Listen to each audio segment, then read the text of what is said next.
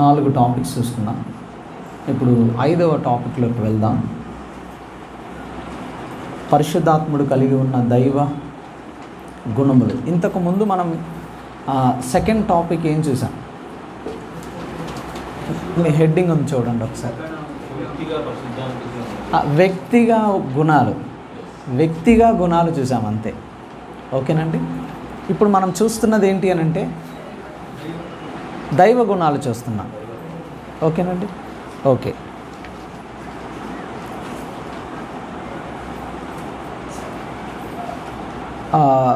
మీకు ఈ 2 హెడ్డింగ్స్ని బట్టి ఒక విషయం అర్థం కావాలి. లక్షణాలు వేరు, గుణాలు వేరు. మనం రెండింటిని కొన్నిసార్లు పర్యాయపదంగా ఊరినట్లా వాడేస్తాం. ఓకేనండి. సో వాడితే వాడంటే ఇబ్బంది ఏం లేదు, కానీ ఖచ్చితంగా మనకి కొన్నిసార్లు ఏం తెలియాలని అంటే ఖచ్చితంగా ఆ పదం వ్యత్యాసాన్ని మనము గమనించుకోవాలి. ఓకే, ఇంతకుముందు వ్యక్తిగా ఉన్న గుణాలు, ఆ గుణాలు మనకు కూడా ఉన్నాయా లేవా? వ్యక్తిగా పరిశుద్ధాత్ముడికి ఉన్న గుణాలు మనకు కూడా ఉన్నాయా లేవా? ఉన్నాయి. మరి దేవుడిగా ఉన్న గుణాలు మనకు ఉంటాయా? ఉండవు. ఓకేనండి. ఓకే, చదువుదాం. హెబ్రీ పత్రిక 9:14.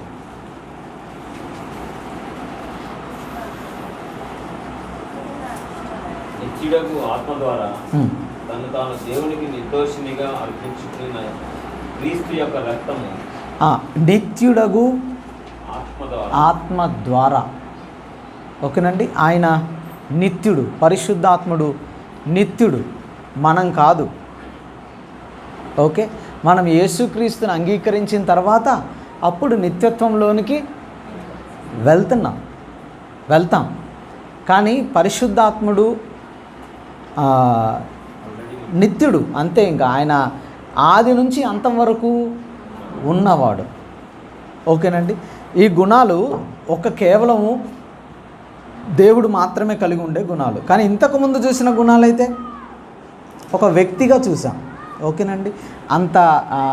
అంటే మనం పరిశుద్ధాత్మ గురించి నేర్చుకుంటున్నప్పుడు, లేకపోతే ఆయన వ్యక్తి అని మాట్లాడుకుంటున్నప్పుడు, ఆయన దేవుడు అని మాట్లాడుకున్నప్పుడు రెండిటికి ఖచ్చితంగా వ్యత్యాసం మనకి తెలియాలి. ఓకేనండి. రెండవది సర్వ జ్ఞానము కలిగిన వాడు, సర్వజ్ఞాని. దాన్ని ఓమ్ని సైన్స్ అంటారు. చూద్దాం, కొన్ని వచనాల్ని మనం చూద్దాం.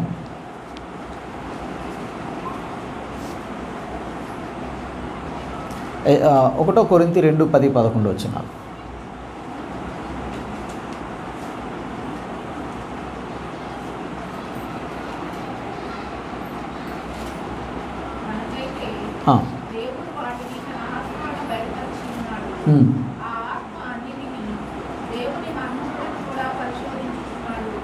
దేవుని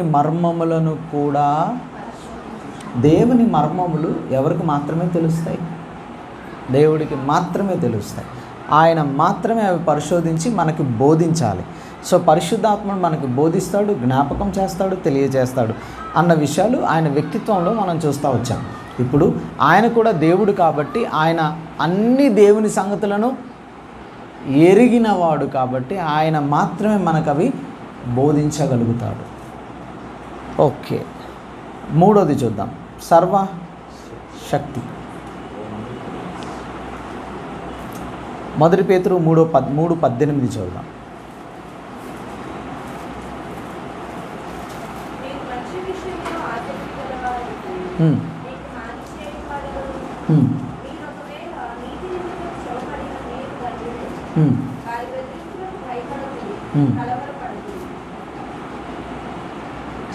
ఏలయనగా మనలను దేవుని యొద్దకు తెచ్చుటకు నీతిమంతుల కొరకు నీతిమంతుడైన క్రీస్తు శరీరంలో చంపబడి ఆత్మ విషయంలో రక్షింపబడి పాపముల విషయంలో ఒక్కసారే శ్రమపడాను.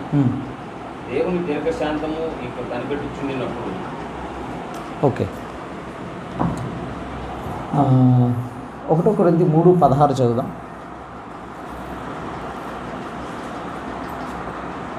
సారీ క్షమించాలి. రోమపత్రిక 15:19 చదువుదాం. రోమపత్రిక 15:19.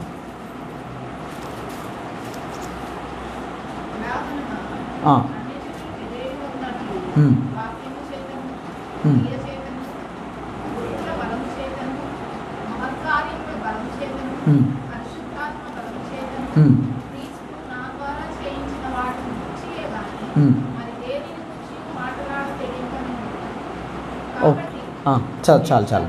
ఈ 19వ వచనంలో మనం చదువుతున్నప్పుడు నా ద్వారా చేయించిన క్రీస్తు నా ద్వారా పరిశుద్ధాత్మ బలముతో అన్న విషయాన్ని మనం చదువుతూ వస్తూ ఉన్నాం. సో పరిశుద్ధాత్ముడు మన జీవితంలో దేవుడు ఎవరో బయలుపరచబడటానికి, క్రీస్తు ఎవరో బయలుపరచబడటానికి ఆయన మన లోపల పనిచేస్తూ ఉంటాడు, మనలో ఉండి పనిచేస్తూ ఉంటాడు. ఆయన మనల్ని శక్తివంతులుగా పనిచేయటానికి ఆయన మనల్ని ప్రోత్సహిస్తూ పురుకొలుపుతూ ముందుకి తోస్తూ ఉంటాడు అన్న విషయాన్ని, సర్వశక్తి అన్న విషయాన్ని మనం అర్థం చేసుకోవాలి. ఇంకా ఎవ్వరూ ఆ పనిని మన కోసం చేయలేరు. అందుకే శక్తి నొందెదరు అన్న మాట మొదట మనం అపోస్తుల కార్యంలో చదివినప్పుడు ఇదిగో ఆయన శక్తిమంతుడు, సర్వవ్యాపి. ఈ పదాన్ని అర్థం చేసుకోవడానికి 139వ కీర్తన మొత్తం మనం అర్థం చేసుకోవచ్చు. 139వ కీర్తనలో మనం ఒక 5 భాగాలు చేసుకోవచ్చు. 139వ కీర్తనని మొదటి భాగం, ఒక 4 మొదటి భాగం ఆయనకు నా ప్రస్తుతం తెలుసు. ఆయనకు నా ప్రస్తుతం తెలుసు ఎలా చెప్పగలుగుతాం? ఆ భాగంలో ఉంటుంది. నేను నుంచునేది, కూర్చునేది, నడిచేది, మాట్లాడేది, ఆలోచించేది అన్నీ ఆయనకు నా ప్రస్తుతం తెలుసు. కాబట్టి ఒకవేళ దేవుడే కనుక ఇక్కడ వచ్చి నుంచొని మన ప్రస్తుతం గురించి చెప్తాను అని అంటే ఏం చేస్తాం? చెప్పండి, ఏం చేస్తాం? ఒకసారి యేసు ప్రభు దగ్గరికి ఒకడు వచ్చాడు. వచ్చి ప్రభువా నేను వెంబడించాలనుకుంటున్నా అని అంటే యేసు ప్రభు అన్నాడు, అరే బాబు, ఆకాశ పక్షులకు గూళ్ళు ఉన్నాయి, నక్కలకు బొరియలు ఉన్నాయి, మనుష్య కుమారుడికి తల దాచుకుంటూ స్థలం లేదనగానే ఏమన్నాడు? ఏం మాట్లాడాల. కానీ వెంటనే ఆల్రెడీ శిష్యుడిగా ఉన్న ఆయన ఒక ఆయన ఏం మాట్లాడాడు తెలుసా? అయ్యా నాన్న చచ్చిపోయాడు, ఇంటి దగ్గర వెళ్ళి పాతి పెట్టొస్తా అన్నాడు. ఎందుకు?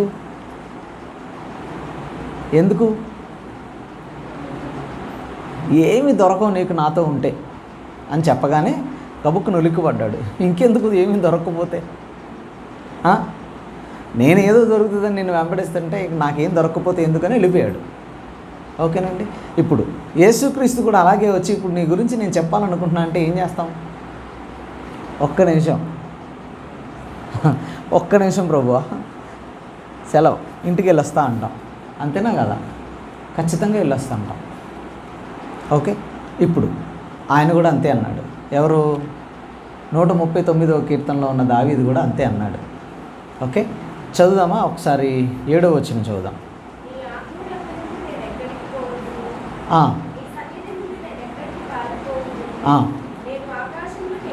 చాలండి. ఇప్పుడు ఏమనుకున్నాడో తెలుసా? ఈయనకు మొత్తం నా గురించి తెలిసిపోతుంది, ఎక్కడికో చోటుకి పారిపోదామని అనుకున్నాడంట. అనుకుంటే ఇప్పుడు ఆయనకి ఇంకో విషయం అర్థమైందంట. నేను అసలు ఎక్కడికి పారిపోతాను? ఎక్కడికి పారిపోలేను. ఆకాశంకి ఎక్కుతామా? అక్కడ కూడా నువ్వు ఉన్నావు. చదువుదాం.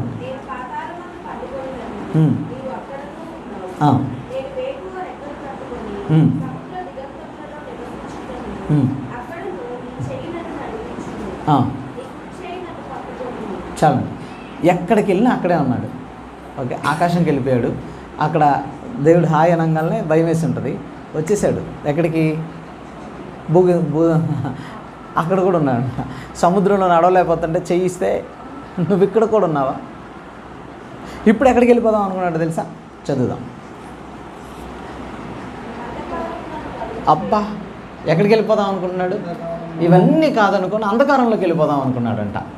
పాపం ఆయనకి తెలియదు యేసుక్రీస్తుకి అంధకారం కూడా వెలుగులా కనబడుతుందని. అప్పుడు అర్థమైంది. అర్థమవుతుందండి?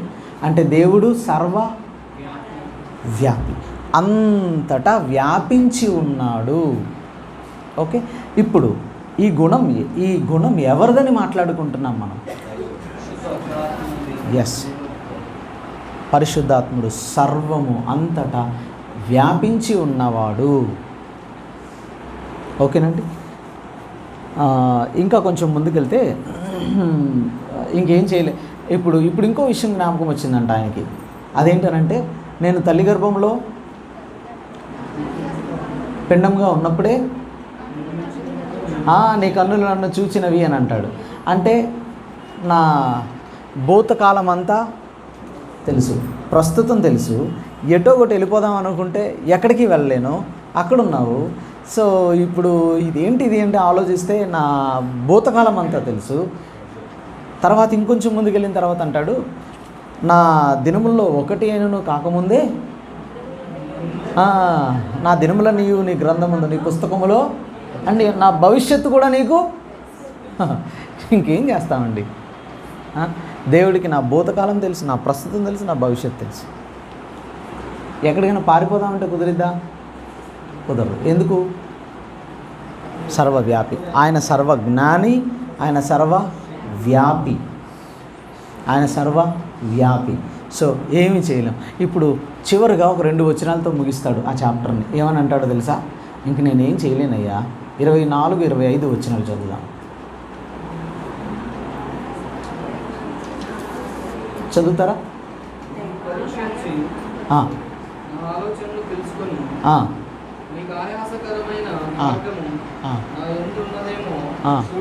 చూడుము.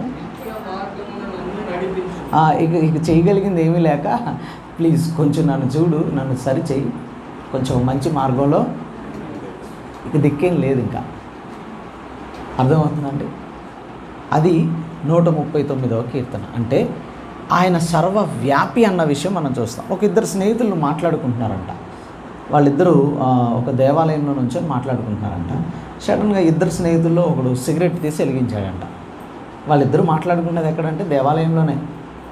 ఓకే, ఆ స్నేహితుడు, అరే ఏంట్రా దేవాలయంలో నువ్వు సిగరెట్ వెలిగించావా అని అన్నాడంట. దేవుడు లేని చోటు ఉంటే చెప్పు, అక్కడ వెలిగిస్తా అన్నాడంట. అర్థమవుతుందండి? ఓకే, దేవుడు లేని చోటు ఉంటే చెప్పు. సో దేవుడు సర్వవ్యాపి. ఆ గుణాలు పరిశుద్ధాత్ముడు కలిగి ఉన్నాడు. విచిత్రం ఏంటి అని అంటే, వాళ్ళిద్దరూ మాట్లాడుకుంటున్నప్పుడు సిగరెట్ తాగేవాడికి దేవుడి గురించిన అవగాహన ఉంది. ఇప్పుడు దేవుణ్ణి వెంబడిస్తున్న మనకి అవగాహన లేకుండా పోతుంది. అర్థమవుతుందండి? ఆయన గురించి అవగాహన ఉండదు. ఏమన్నా అంటే కనుక, అంటే కొంచెం దేవుడు మన పట్ల కృప చూపించాడు కాబట్టి మనం మందిరంలోకి వచ్చి ఏమీ తెలియకపోయినా ఆయన్ని ఆరాధించేస్తున్నాం. అది ఆయన ఆకర్షించుకున్నాడు. అందుకు మనము ధన్యులం, కృప పొందుకున్న వారం. అయితే అక్కడితో అయిపోయిందా? మనం క్రీస్తును తెలుసుకోవాలిగా. పరిశుద్ధాత్మను మనం ఆరాధిస్తున్న దేవుడు ఎవరో, ఆయన కలిగి ఉన్న గుణాలు ఏంటో ఇవన్నీ తెలుసుకోకుండా ఆయన ఎట్లా ఆరాధించేస్తాం? ఆరాధించలేము అని చెప్పట్లేదు. అర్థమవుతుందండి? గుణాలన్నీ మనం తెలుసుకోవాలి. ఆయన సర్వవ్యాపి. ఓకే, నెక్స్ట్, సార్వభౌమత్వం కలిగినవాడు. సార్వభౌమత్వం కలిగినవాడు 11వ వచనం చూసాం. ఆల్రెడీ ఇందాక మనం 1 కొరింథీయులకు రాసిన మొదటి పత్రిక 12వ అధ్యాయం 11వ వచనం చూసాం. అందులో ఆయన, చదువుదాం ఒకసారి ఆ వచనాన్ని. వీటినన్నింటినీ ఆ ఆత్మ ఒక్కడే తన చిత్తము చొప్పున ప్రతివానికి ప్రత్యేకముగా పంచి ఇచ్చుచు కార్యసిద్ధి కలుగ చేయుచున్నాడు. ఓకేనండి? ఇవన్నీ కృపావరాలు. ఈ కృపావరాలన్నింటినీ పంచి ఇస్తున్నది ఎవరు? పరిశుద్ధాత్ముడే. మనల్ని అడిగి చేస్తున్నాడు ఆయన. మనకిష్టమైంది ఏదో అది ఇస్తున్నాడు ఆయన. తన చిత్తము చొప్పున పంచి ఇచ్చుచు కార్యసిద్ధి కలుగు చేయుచున్నవాడు ఆయనే. పంచిచ్చేది ఆయనే, ఇష్టం ఆయనదే. మళ్ళీ అవన్నీ పని చేసేటట్లా చేసేది కూడా ఆయనే. ఇంకా మనదేమి కృపా వరము అని అంటే అర్థం అదే. కృపతో దేవుడు మనకి వరాన్ని ఇస్తున్నాడు. ఈ 9 కృపావరాలు లాస్ట్లో ఒకవేళ వీలుంటే వాటి గురించి కూడా ఒకసారి మనం మాట్లాడుకోవడానికి ప్రయత్నం చేద్దాం. వాస్తవానికి ఆ టాపిక్ని ఈ 14లో ఇంక్లూడ్ చేయలేదు. ప్రాముఖ్యమైన విషయాలు చెప్పాలి అని ఈ నోట్స్ అంతా రెడీ చేయడం జరిగింది. ఒకవేళ టైం ఉంటే కనుక దాని గురించి కూడా మనం మాట్లాడుకుందాం. అందులో ఒక పాయింట్ చాలా ఇంపార్టెంట్, అది నిజంగా మనల్ని పురుకొల్పటానికి, మనం దేవుని ప్రేమను, దేవుని ఔన్నత్యాన్ని అర్థం చేసుకోవటానికి చాలా బాగుంటుంది. ఆ ఒక్క పాయింట్ అన్న ఖచ్చితంగా నేను చెప్పడానికి ప్రయత్నం చేస్తాను. ఓకే అండి. రోమపత్రిక 8:2 చదువుదాం.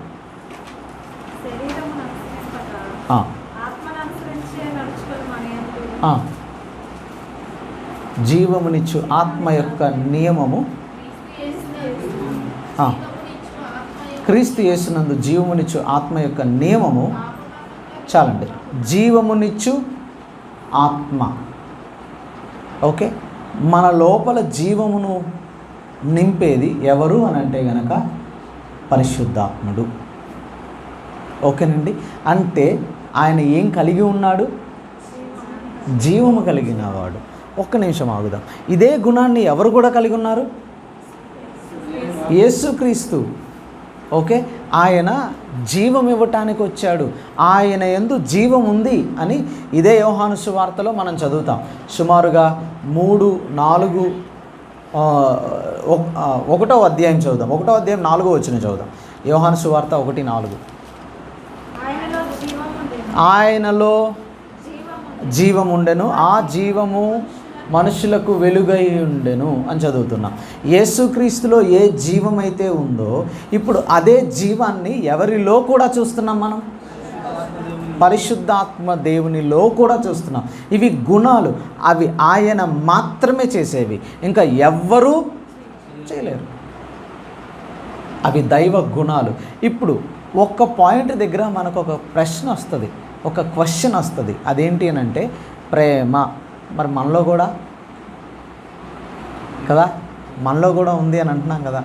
ఓకే, ఒక స్టేట్మెంట్, ఈ భూమి మీద ఏ గ్రంథంలో కూడా దొరకని ఒక స్టేట్మెంట్ని నేను మీకు చూపించాలనుకుంటున్నాను. ఓకే, 1 యోహాను పత్రిక 4వ అధ్యాయం 8వ వచనం చదువుదాం. 1 యోహాను పత్రిక 4వ అధ్యాయం 8వ వచనం. దేవుడు ప్రేమ. ఆగండి, మీరు ఒకవేళ ఈ రోజు నుంచి మీరు పరిశోధించడానికి ప్రయత్నం చేస్తే ప్రతి గ్రంథంలో ఒక మాట ఉంటుంది, దేవుడు ప్రేమిస్తాడు అని. ఓకే, ఏ గ్రంథంలో కూడా ఒక పదం ఉండదు, దేవుడు ప్రేమ స్వరూపి అని. ఏంటి, రెండింటికి తేడా ఏమైనా ఉందంటారా? ఎట్లా?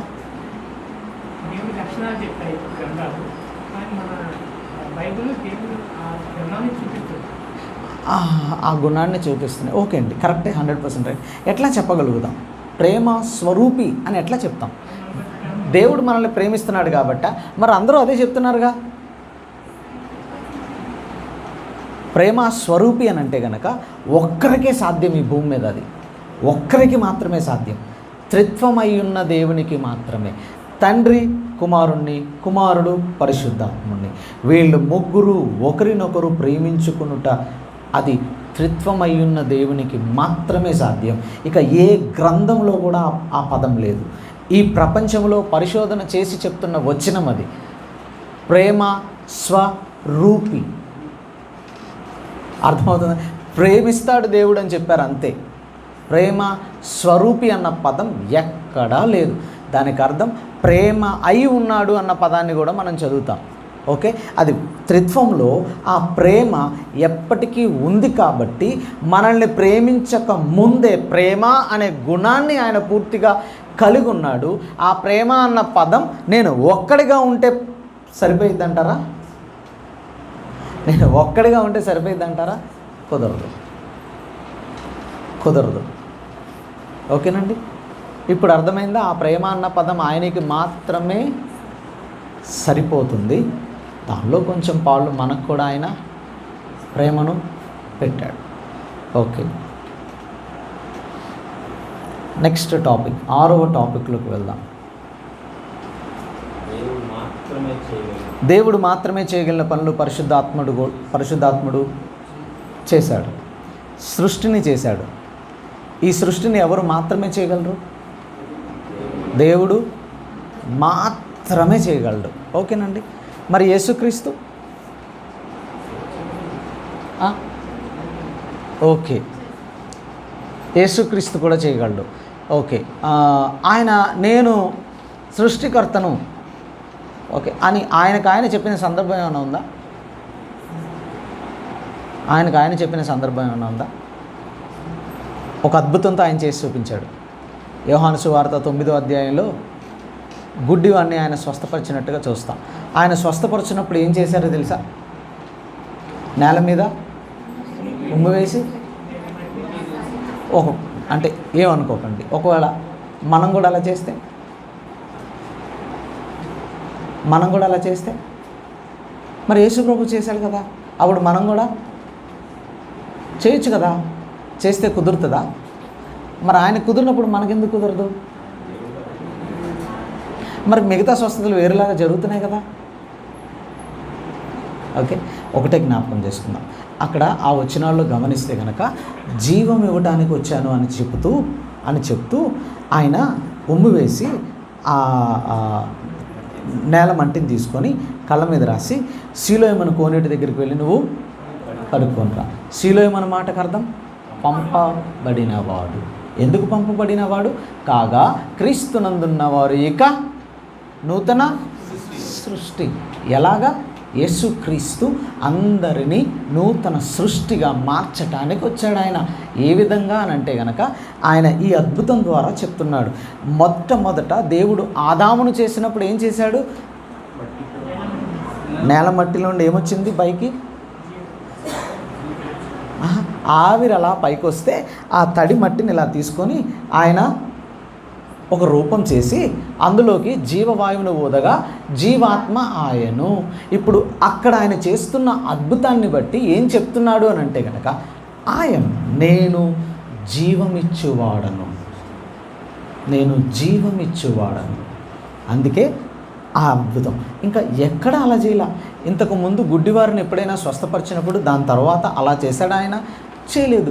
మరి మనం అలా చేస్తే ఒప్పుకుంటారా? అది ఆయన ఒక్కడే చేయగలడు. ఎందుకనంటే ఆయన ఆ అద్భుతం ద్వారా, ఇంకా చెప్పాలనంటే కనుక యోహాను సువార్తలో ఆయన చేసిన ప్రతిదాన్ని అద్భుతం అని రాస్తూ వచ్చాడు ఆయన, సూచక క్రియలు అని రాస్తూ వచ్చాడు ఆయన. సూచక క్రియ అక్కడ మీరు చదవండి, 2వ సూచక క్రియ అని రాసి ఉంటుంది. అర్థమవుతుందండి? ఆయన నేను దేవుణ్ణి అని చెప్పుకోవటానికి ఆయన చేసిన అద్భుతాలలో అది ఒకటి. ఇప్పుడు మళ్ళీ అలాంటి జీవం ఇవ్వగలిగిన వాడు ఇంకెవరు అని అంటే కనుక పరిశుద్ధాత్ముడు. ఓకే, సో సృష్టిలో ఆయన పనిచేశాడని చూస్తున్నప్పుడు ఆదికాండం 1:2 మనం చదువుతాం. 1:2 చదువుదాం ఒకసారి.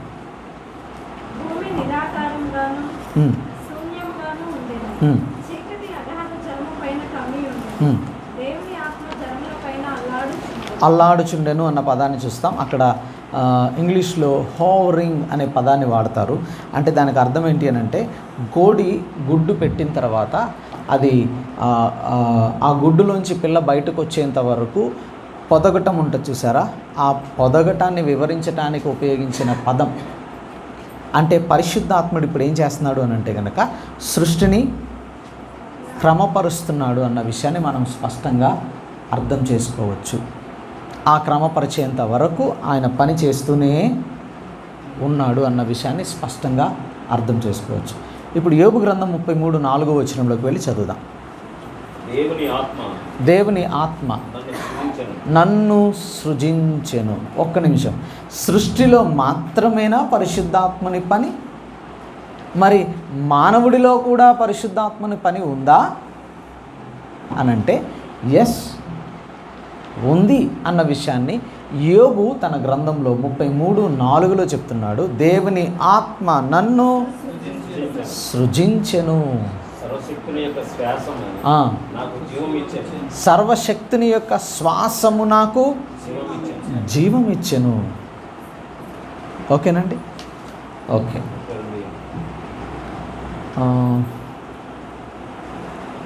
తర్వాత యోహాను సువార్త 3:8 చదువుదాం. క్రొత్తగా జన్మించుటలో అని చదువుతున్నాం. యోహాను సువార్త 3:8.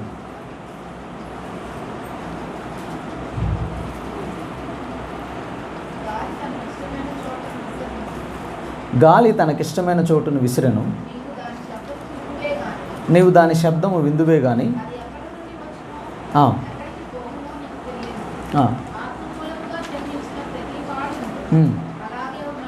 ఆత్మ మూలముగా జన్మించిన ప్రతివాడు. అంటే ప్రతి వ్యక్తి క్రొత్త జన్మ ఎవరి వలన కలుగుతుంది? పరిశుద్ధాత్మ వలనే కలుగుతుంది. పరిశుద్ధాత్ముడు లేకుండా ఒక వ్యక్తి క్రొత్త జన్మ పొందుకోవటం అనేది ఇంపాసిబుల్, అసాధ్యం. ఓకేనండి, అర్థమవుతుందా? ఓకే, నెక్స్ట్ ఆయన పునరుత్థానంలో పనిచేశాడు. యేసుక్రీస్తు యొక్క పునరుత్థానంలో కూడా ఆయన పనిచేశారు. ఇప్పుడు రోమపత్రిక 8:11 చదువుదాం.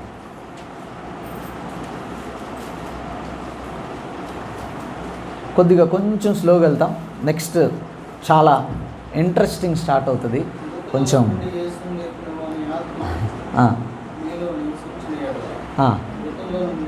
మృతులలో నుండి లేపిన వాని ఆత్మ మీలో నివసించిన ఎడల. సో పరిశుద్ధాత్ముడు యేసుక్రీస్తు ప్రభువును మృతులలో నుండి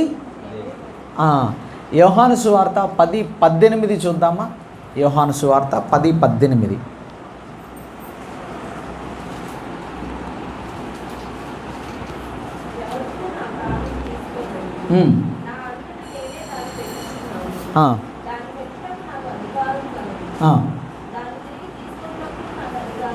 ఓకే, యేసుక్రీస్తు అంటున్న మాటను చదివితే, నేనే నా ప్రాణాన్ని పెట్టుచున్నా, నేనే దాన్ని తిరిగి తీసుకుంటున్నా. ఓకేనండి. తర్వాత ఇప్పుడు చదివిన వచనంలో ఎవరు యేసుక్రీస్తుని చనిపోయిన తర్వాత తిరిగి లేపారు? పరిశుద్ధాత్ముడు. ఓకే, యేసుక్రీస్తు నేనే నా ప్రాణాన్ని పెడుతున్నాను, దాన్ని తిరిగి తీసుకోవడానికి నాకు అధికారం కలదు అని యేసుప్రభు ఎలాగైతే చెప్పగలిగారో, మళ్ళీ ఇప్పుడు పరిశుద్ధాత్ముడి గురించి చెప్పబడుతున్న మాట ఏంటి అని అంటే కనుక, యేసును మరణంలో నుండి ఆయనే పరిశుద్ధాత్ముడు లేపాడు అన్నట్టుగా మనం చూస్తున్నాం. అంటే మీరు గమనిస్తే మనం బైబిల్ అంతా సరిగ్గా తెలుసుకోవడానికి ప్రయత్నం చేస్తే, ఒక్క పనిలో అంటే దేవుడు మాత్రమే చేయగలిగిన ప్రతి పనిలో ముగ్గురు కలిసి పనిచేస్తున్నారు: తండ్రి, కుమారుడు, పరిశుద్ధాత్మ. అర్థం అయితే విడివిడిగా ఒకసారి అక్కడ క్రీస్తు చేసినట్టు, ఇంకోసారి తండ్రి చేసినట్టు, ఇంకొకసారి పరిశుద్ధాత్ముడు చేసినట్టు మనకు కనబడుతూ ఉంటుంది. అంటే ముగ్గురు దైవత్వంలో సమానము. ముగ్గురు దేవుడు చేయగలిగిన విషయాలు తండ్రి, కుమారుడు, పరిశుద్ధాత్ముడు చేశారు. వాళ్ళు దేవుడిగా పనిచేస్తూ వచ్చారన్న విషయాన్ని మనం స్పష్టంగా అర్థం చేసుకోవాలి. ఓకే, ఇది దేవుడు మాత్రమే చేయగలిగిన పనులు, పరిశుద్ధాత్ముడు చేసిన పనులు మనం చూసాం. ఇప్పుడు పరిశుద్ధాత్మ దేవుని గుర్తులు కొన్ని చూద్దాం.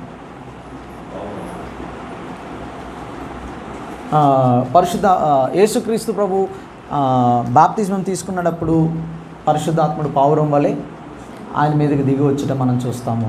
మార్కు, లూకాసు వార్తల్లో చూస్తాం. దాని తర్వాత ఆయన రెండవది జీవజలము. ఓకే, జీవజలము యోహాను సువార్త 4:14 చూద్దాం. దాని తర్వాత 37, 39 వచనాలు కూడా చూద్దాం.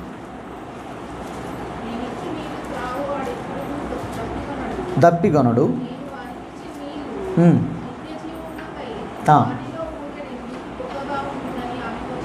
ఆమెతో చెప్పాను. 37 చదువుదామా?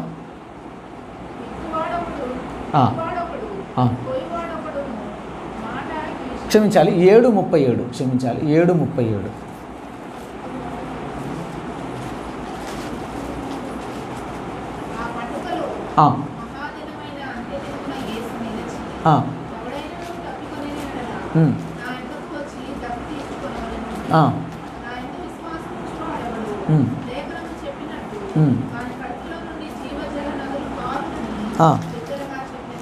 వాని కడుపులో నుండి జీవజల నదులు పారునని బిగ్గరగా చెప్పాను. తర్వాత చదువుదాం. తన యందు విశ్వాసము ఉంచు వారు పొందబోవు ఆత్మను గూర్చి. అంటే జీవజలం అంటే ఎవరంట? ఇప్పుడు తన యందు విశ్వాసం ఉంచువారు పొందబో ఆత్మను గురించి, అంటే జీవజలము ఈజ్ ఈక్వల్ టు పరిశుద్ధాత్ముడుగా చెప్పబడినట్లుగా మనం స్పష్టంగా అర్థం చేసుకోవచ్చు. ఓకే, ఇంతకీ ఆయన సమరయ స్త్రీతో చెప్పింది ఏంటి? నేను ఇచ్చి ఆయన జీవజలం అని అన్నారు కదా. అప్పుడు ఆ జీవజలం ఎవరని చెప్తున్నాడు అన్నమాట యేసు ప్రభు? ఆయన పరిశుద్ధాత్మను గురించి చెప్తున్నాడు ఆయన. ఓకే, నెక్స్ట్ యోబు గ్రంథం యోహాను 3:8 చూద్దాం. గాలిగా యేసుక్రీస్తు పరిశుద్ధాత్ముడు గాలికి సూచనగా రుహా అనే గ్రీక్ పదం వాడారు. గాలికి ఏ పదాన్ని వాడుతూ వచ్చారో పరిశుద్ధాత్ముడికి కూడా బైబిల్ గ్రంథంలో క్రొత్త నిబంధనలో అదే పదాన్ని వాడుతూ వచ్చారు. అంటే కొన్ని సందర్భాలలో పరిశుద్ధాత్ముడు గాలిగా సూచించబడినట్లుగా కూడా మనం అర్థము చేసుకోవచ్చు. ఓకే, యెషయా గ్రంథం 4:4 చదువుదాం.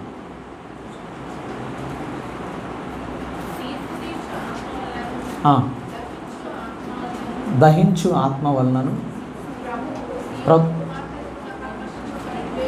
సియోను కుమార్తెకున్న కల్మషమును. ఆగండి, ఆ పదాల్లో మీకేమన్నా కొంచెం ఏమన్నా విచిత్రంగా అనిపించినట్టు ఏమన్నా కనబడిందా? చదవండి.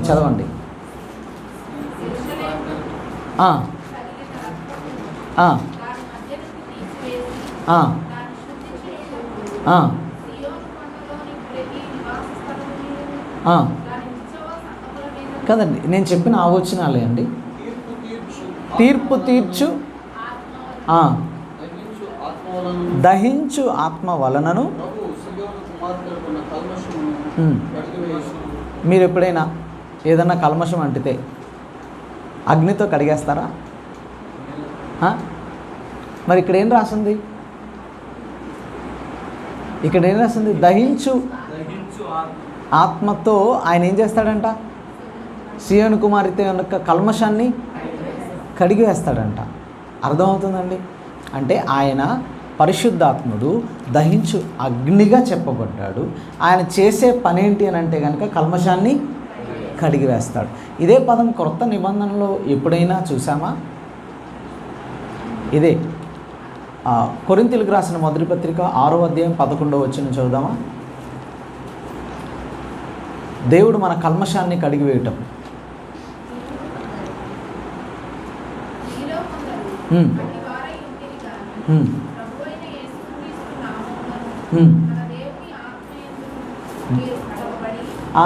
మన దేవుని ఆత్మయందును మీరు కడుగబడి. ఓకేనండి, మనల్ని ఎవరు కడిగారు? ఓకే, అయితే పాత నిబంధనలో కడిగేటప్పుడు ఆయన్ని ఎలా చెప్పారో తెలుసా? దహించు అగ్ని అని అన్నారు. ఓకే, ఇప్పుడు మోషే మిద్యాను అరణ్యంలో చూసినప్పుడు ఫస్ట్ ఆయన ఏం చూశాడు? అసలు అగ్ని మండుచుండెను కానీ పొద కాలిపోలేదు. ఓకేనండి, ఎవరు ఇంతకీ అగ్ని? పరిశుద్ధాత్ముడు. కానీ ఆ పొద నడిమిన ఎవరు నుంచొని ఉన్నారు?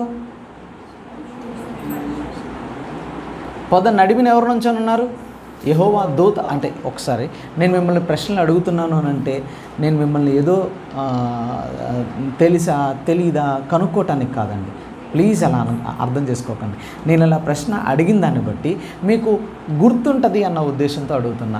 నేను మళ్ళీ మీకు ఆన్సర్ చెప్పాను అనుకోండి, ప్రశ్న అడిగాడు ఆన్సర్ చెప్పాడు, ఇవి రెండు ఎప్పుడైతే జరుగుతున్నాయో కొంచెం సబ్జెక్ట్ మనకి కొంచెం గట్టిగా అతుక్కుంటుందని, అంతే, వేరేం లేదు. మీకు తెలిసనో తెలియదనో నాకేదో తెలిసనో ఇక్కడ చెప్పడానికి లేను. సో ఆ పద్ధతి నాకు అలవాటు. ఆ పద్ధతిలో మనకి సబ్జెక్ట్ త్వరగా అర్థమవుతుంది, అంతే. ఓకే, పొద కాలిపోతుంది, అగ్ని కనబడుతుంది కానీ పొద కాలిపోవట్లేదు. ఆ పొద నడిమిని ఎవరు కనబడుతున్నారో తెలుసా? యెహోవా దూత కనపడ్డాడు. ఇప్పుడు మాట్లాడుతున్నది ఎవరో తెలుసా? దేవుడు మాట్లాడుతున్నాడు. యెహోవా అతన్ని చూచెను. యెహోవా అతని చూచెను అని ఉంటుంది. అంటే అక్కడ త్రిత్వం కనబడుతున్నట్లుగా మనం స్పష్టంగా అర్థం చేసుకోవచ్చు. అక్కడ అగ్నిగా పరిశుద్ధాత్ముడు కనబడుతున్నట్టుగా మనం అర్థం చేసుకోవచ్చు. ఒక్క నిమిషం ఆగుదాం. ఇది మోషే దేవుణ్ణి ఫస్ట్ టైం చూస్తున్నాడు మిద్యాను అరణ్యంలో. ఇప్పటి వరకు ఒకవేళ చిన్నప్పుడు తన తల్లి ఆయనకు చెప్పి ఉండుంటే, ఆ దేవుడు ఆయనకు 40 సంవత్సరాల తర్వాత జ్ఞాపకం వచ్చి ఉండుంటే, 40 సంవత్సరాల తర్వాత మిద్యాను అరణ్యంలోకి వెళ్ళిపోయి ఉండుంటే, ఇప్పుడు ఫస్ట్ టైం త్రిత్వము అన్న సిద్ధాంతాన్ని బైబిల్లో రాసింది ఎవరు? మోషేనే. ఎట్లా రాస్తాడు మోషే? చూస్తే కదా, ఆయనకు అర్థమైతేనే కదా రాయాల్సింది. అర్థమవుతుందా మీకు?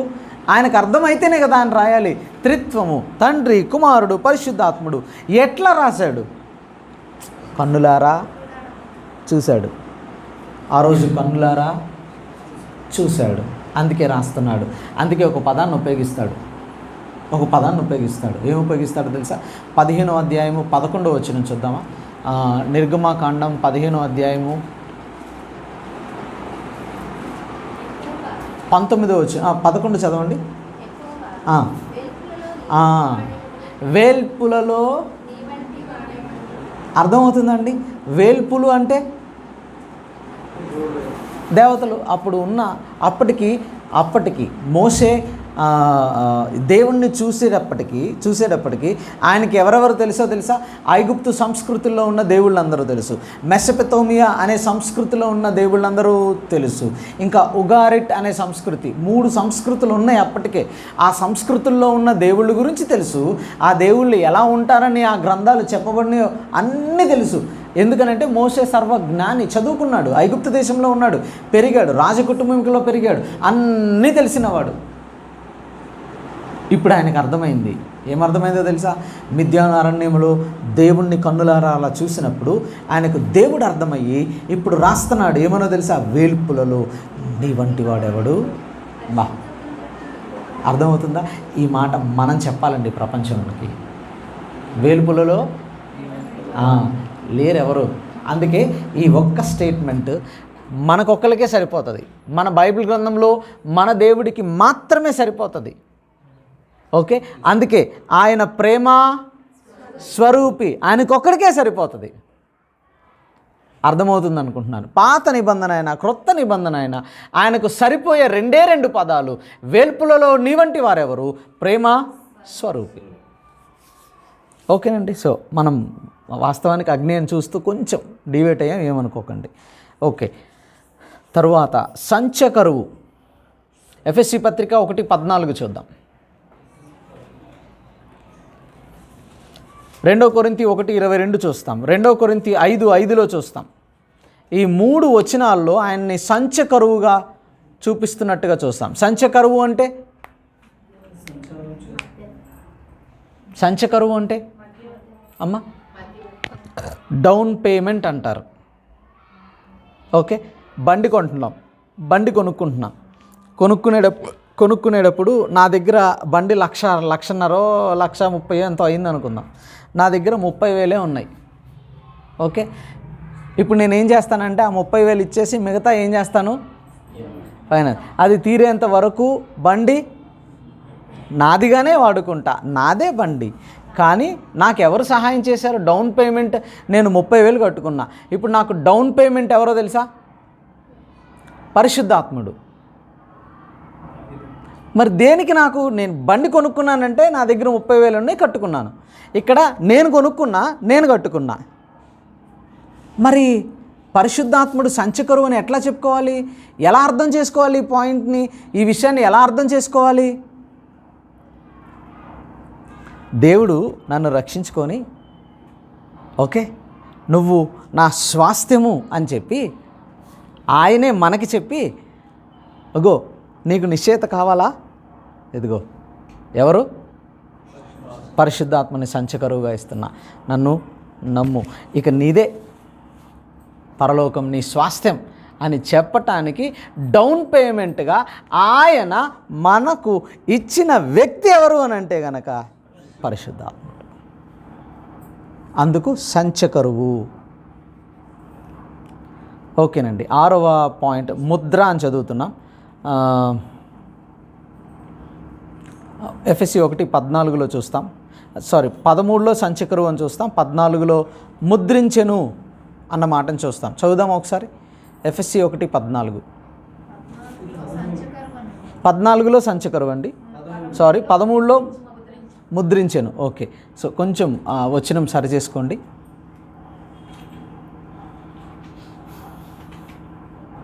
ఓకే, నెక్స్ట్ టాపిక్లోకి వెళ్ళిపోదాం. 8వ టాపిక్, పాత నిబంధనలో పరిశుద్ధాత్మని పని. పెంతెకోస్తుకు ముందు పరిశుద్ధాత్మని పని. పాత నిబంధన అంటే ఎప్పటి వరకు?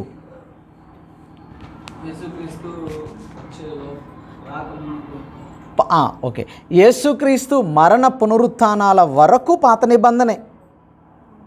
ఆయన ధర్మశాస్త్రాన్ని నెరవేర్చడానికి వచ్చాడు. అందుకే మనం ఫస్ట్ స్టార్ట్ చేసినప్పుడే యేసుక్రీస్తు ధర్మశాస్త్రం యొక్క నెరవేర్పు అయితే, పరిశుద్ధాత్ముడు సువార్తల యొక్క నెరవేర్పు అని చూసుకున్నాం. ఓకేనండి, అలా చూసుకున్నాం. సో ఇప్పుడు కూడా మనము పాత నిబంధనలో పరిశుద్ధాత్మని పనితీరు అని అనుకుంటున్నప్పుడు ఇంకోటి కూడా మనం అర్థం చేసుకోవచ్చు. పెంతెకోస్తుకు ముందు పరిశుద్ధాత్మని పని అన్న విషయాన్ని మనం స్పష్టంగా అర్థం చేసుకోవచ్చు. ఓకేనండి, సృష్టిని సృష్టించుటలో ఆల్రెడీ మనం చూసాము, మానవుని సృష్టిలో చూసేసాము, లేఖనాల రచన. పాత నిబంధనలో ఉన్న 39 పుస్తకాలైనా, క్రొత్త నిబంధనలో ఉన్న 27 పుస్తకాలైనా ఎవరి ప్రేరణతో రాశారు? ఎట్లా చెప్తారు?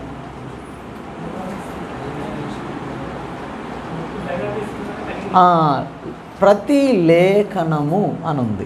ప్రతి లేఖనము అని అంటే ఒక క్రొత్త నిబంధనేనా, లేకపోతే పాత నిబంధనను గురించి కూడా చెప్తున్నారా అని అంటే కనుక పాత నిబంధన గురించి కూడా చెప్తున్నారు. సో ప్రతి లేఖనము అన్న పదము, అది పాత నిబంధన అయినా అది క్రొత్త నిబంధన అయినా, రెండు పరిశుద్ధాత్మ ప్రేరణతోనే వ్రాయబడ్డాయి అన్న విషయాన్ని స్పష్టంగా ఈ ఉదయకాలం మనం అర్థం చేసుకోవాలి.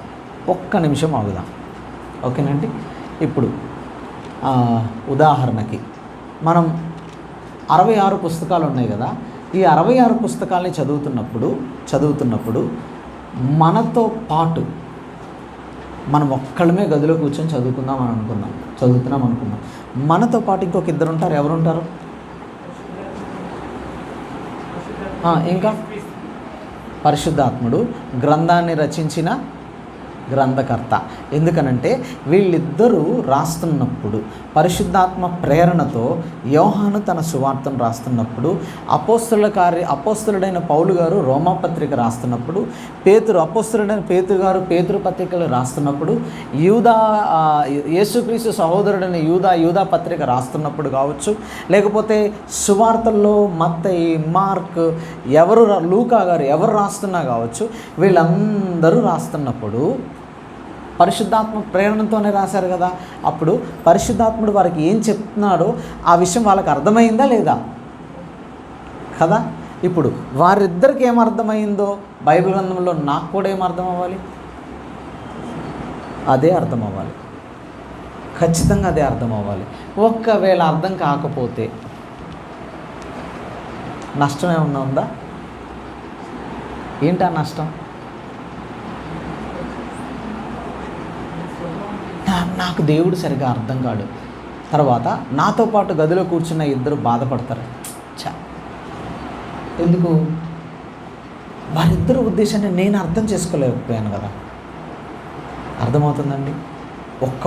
ఒక విషయం నేను చెప్పాలనుకుంటున్నాను. ఒకవేళ మనము నేర్చుకొని వాస్తవానికి ఒక మంచి ఆలోచనతో పాస్టర్ గారు ఇవి పెట్టారని అర్థమవుతుంది. అంత సబ్జెక్ట్ నేర్చుకోవాలని ఆలోచన. ఓకే, ఇప్పుడు ఈ సబ్జెక్ట్ని కూర్చొని పెట్టుకొని ఉండగలుగుతామా, లేకపోతే అవకాశం వచ్చినప్పుడు మాట్లాడేసేస్తామా? చెప్పండి కదండి. అప్పుడు నేను సత్యం మాట్లాడుతున్నప్పుడు దేవుడు సంతోషిస్తాడండి. నేను దేవుడిని అర్థం చేసుకోవడానికి బైబిల్ని చదవాలి. ఆయన సత్యం ఏంటో తెలుసుకోవటానికి పరిశోధన చేయాలి. దానికి నా హృదయాన్ని విశాలపరుచుకొని ఉండాలి. అర్థమవుతుందండి? ఎప్పుడు మా ఇద్దరికి, అంటే వాస్తవానికి అంకుల్కి నాకు ఎప్పటి నుంచో మీలో కొంతమందికి తెలిస్తే ఆ విషయం అర్థమై ఉంటుంది. ఎప్పుడు విభేదం ఉంటుంది కొన్ని విషయాల్లో మా ఇద్దరికి. ఎప్పుడు విభేదం అని అంటే నేను వ్యతిరేకతని కాదు.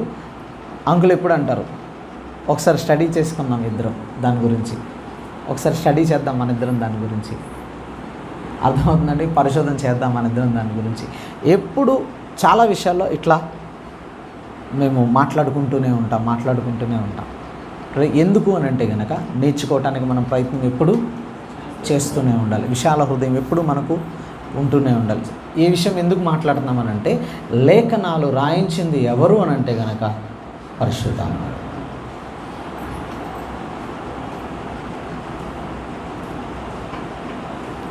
తొమ్మిదవ టాపిక్లోకి వచ్చారు. ఇక్కడ నుంచి చాలా జాగ్రత్తగా విని చాలా జాగ్రత్తగా అర్థం చేసుకుందాం. కొంచెం టఫ్ అనిపిస్తుంటుంది, కొంచెం కష్టం అనిపిస్తుంటుంది. ట్రై చేద్దాం. 9వ పాయింట్, పాత నిబంధనలో పరిశుద్ధాత్ముడు అందరిలోనూ లేడు.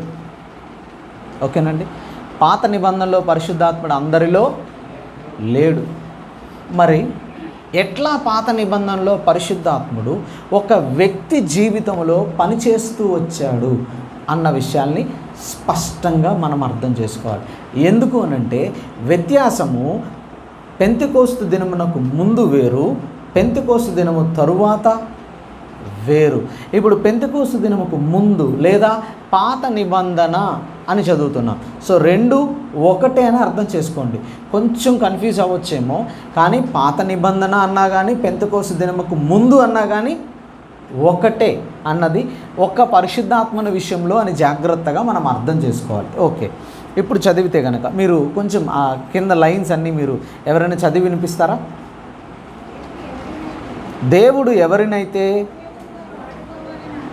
ప్రత్యేకంగా వాడుకోవాలని అనుకున్నాడో వారి మీదికి దిగి వచ్చేవాడు వెళ్ళిపోయేవాడు.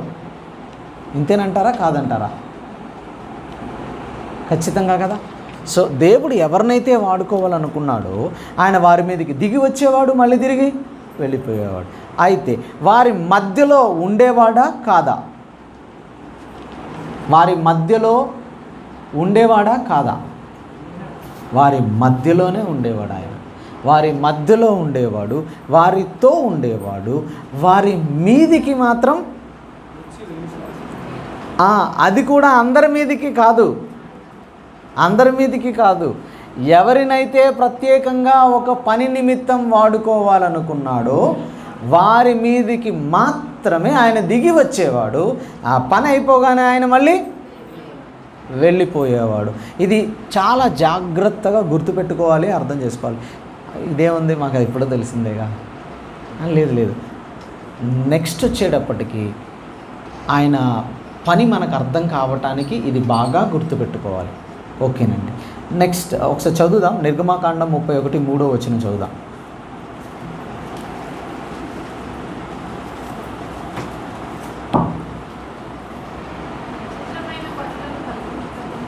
విచిత్రమైన పనులను కల్పించుటకును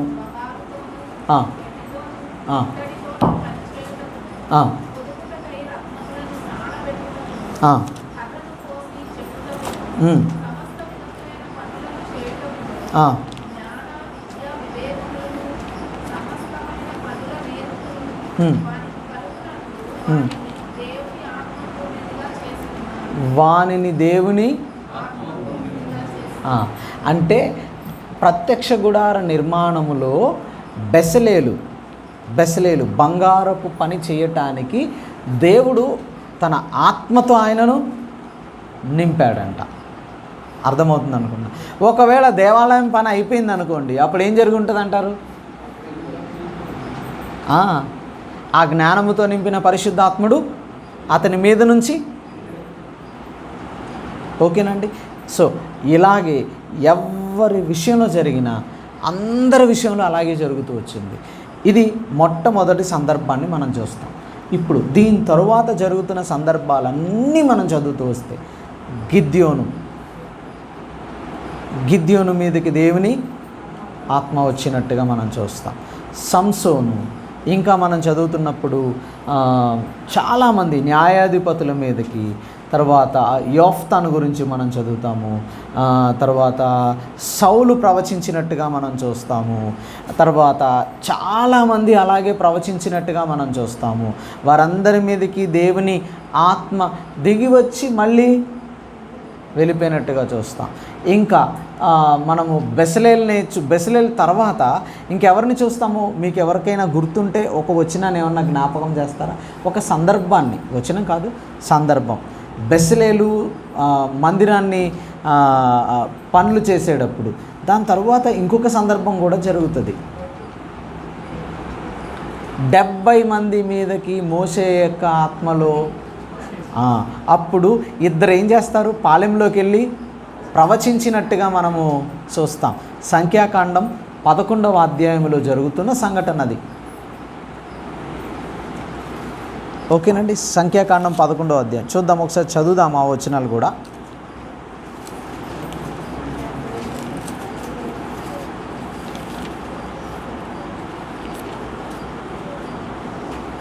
పదో వచనం చదువుదామా?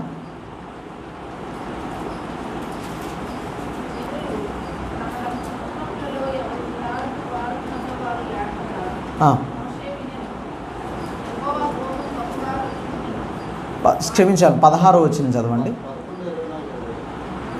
16 చదివిన తర్వాత 24కి వెళ్దాం.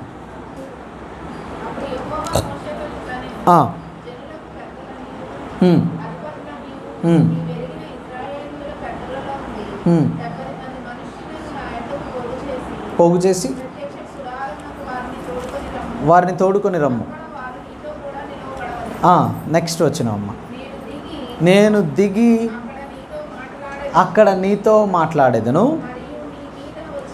మరియు నీ మీద వచ్చిన ఆత్మలో పాలు వారి మీద ఉంచెదను. చాలండి. నీ మీద వచ్చిన ఆత్మలో పాలు అంటే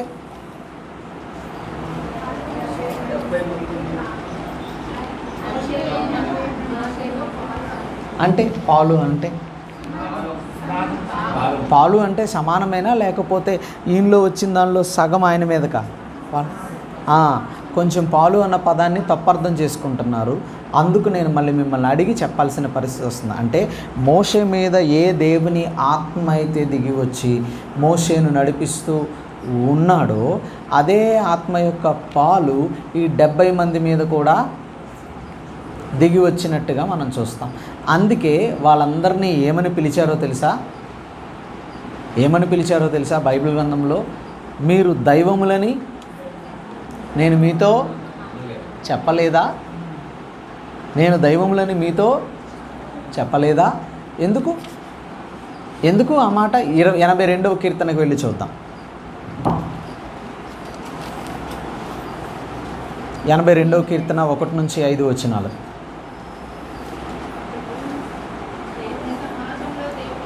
సమాజంలో దేవుడు నిలిచి ఉన్నాడు, దైవముల మధ్యను ఆయన తీర్పు తీర్చుచున్నాడు. చాలండి. సమాజంలో ఎవరున్నారు? దేవుడు ఉన్నాడు. వెంటనే నెక్స్ట్ లైన్ ఎవరున్నారు? దైవం. ఎవరు ఈ దైవములు? ఈ దైవములు ఎవరు? దైవముల మధ్యలో దేవుడు తీర్పు తీర్చుచున్నాడు. దైవముల మధ్యలోకి దేవుడు తీర్పు తీర్చడానికి ఎందుకు రావాల్సి వచ్చింది? నెక్స్ట్ వచ్చిన చూద్దాం. ఎంత కాలము మీరు అన్యాయముగా చదవండి. పక్షపాతము చూపుదురు. ఇప్పుడు 4వ వచనం చదువుదామా?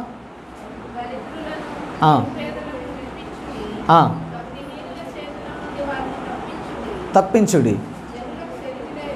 జనులకు తెలివి లేదు, వారు గ్రహింపరు.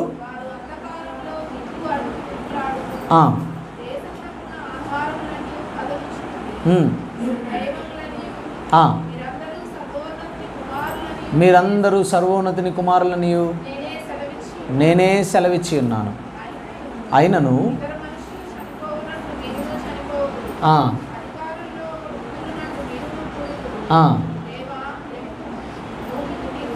ఓకే, అర్థమవుతుందండి. దేవుడు మీరు ఎందుకు ప్రజల్ని అన్యాయపు తీర్పులు తీరుస్తున్నారు? దేవుడు నిలబెట్టాడు కొంతమందిని. అంటే వాస్తవానికి తీర్పులు తీర్చి న్యాయము తీర్చి చక్కగా అందరినీ మంచిగా పెట్టే పొజిషన్ వాస్తవానికి దేవుడిది. ఇప్పుడు ఆ పొజిషన్ని దేవుడు ఎవరెవరికి ఇచ్చి చేయమంటున్నాడు అంటే నిజంగా దైవములుగా చేశాడని కాదు అర్థం. దేవుడు చేయవలసిన పనిని మనుషుల్ని భూమి మీద నియమించి చేయమని చెప్తుంటే వాళ్ళెవ్వరూ చేయట్లేదు. అందుకు దేవుడు ఆ పదాన్ని ఉపయోగించారు. మీరు దైవములని నేను మీతో చెప్పలేదా? ఎందుకు? దేవుడు వారికి ఇచ్చిన ఆ అధికారమును గురించి ఆయన చెప్తున్న పదం అది. ఓకేనండి, అర్థమవుతుంది అనుకుంటున్నా. అంటే పరిశుద్ధాత్మని యొక్క పాలు వారి మీదకి దిగి వచ్చినట్టుగా మనం చూస్తూ ఉన్నాం. అర్థమవుతుంది అనుకున్నా. అప్పుడు వారి మీదకి ఎందుకు దిగి వచ్చాడు పరిశుద్ధాత్ముడు? ఇదిగో ఈ న్యాయమైన తీర్పులు, అన్యాయం చేయకుండా మంచిగా మంచిగా వాళ్ళని పరిపాలన చేయాలి, వారి మధ్యలో గొడవలు తీర్చాలి, ఇవన్నీ అందుకు కదా ఆ 70 మంది నియమించబడ్డారు. ఓకేనండి, అవి సరిగా చేయట్లేదు. ఓకే,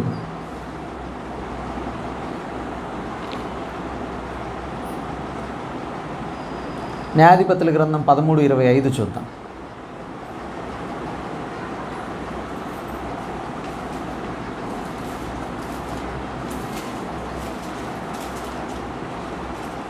మరియు యెహోవా జోర్యాకును ఎస్తయేలుకును మధ్యనున్న మహానేదానులో అతని రేపుటకు మొదలుపెట్టాడు. యెహోవా ఆత్మ అతనిని రేపుటకు మొదలుపెట్టెను. ఓకేనండి. సో పరిశుద్ధాత్ముడు ఆయా పనులు చేయించటానికి ఆయన ప్రజల మీదికి దిగి వచ్చుట అనేది మనము పాత నిబంధనలో చూస్తూ వస్తూ ఉన్నాము. కానీ పరిశుద్ధాత్ముడు ఎప్పటికీ వారి మీద అలాగే ఉండి లేడు. ఆయన తన పనిని ముగించిన తరువాత ఆయన వారి మీద నుంచి వెళ్ళిపోవటం జరుగుతూ వచ్చింది. ఓకే, కీర్తన 51:11 చదువుదాం.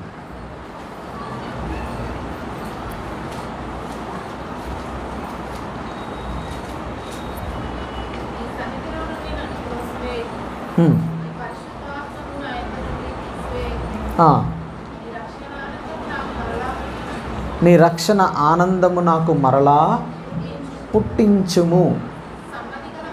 చాలండి. నీ సన్నిధిలో నుండి నన్ను త్రోసివేయకుము. అర్థమవుతుందండి?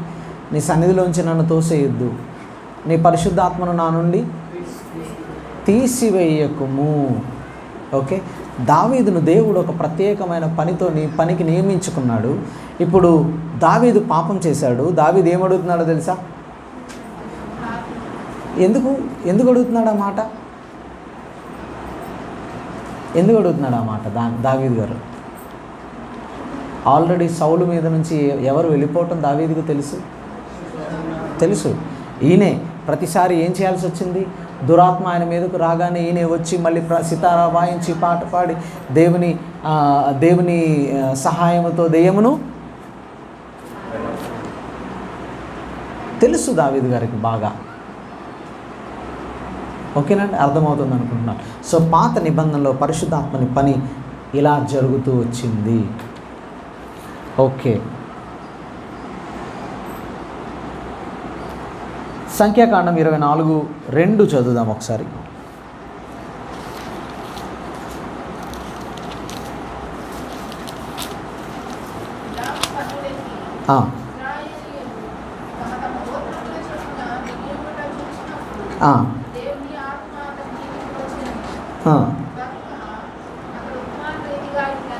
దేవుని ఆత్మ ఎవరి మీదికి కూడా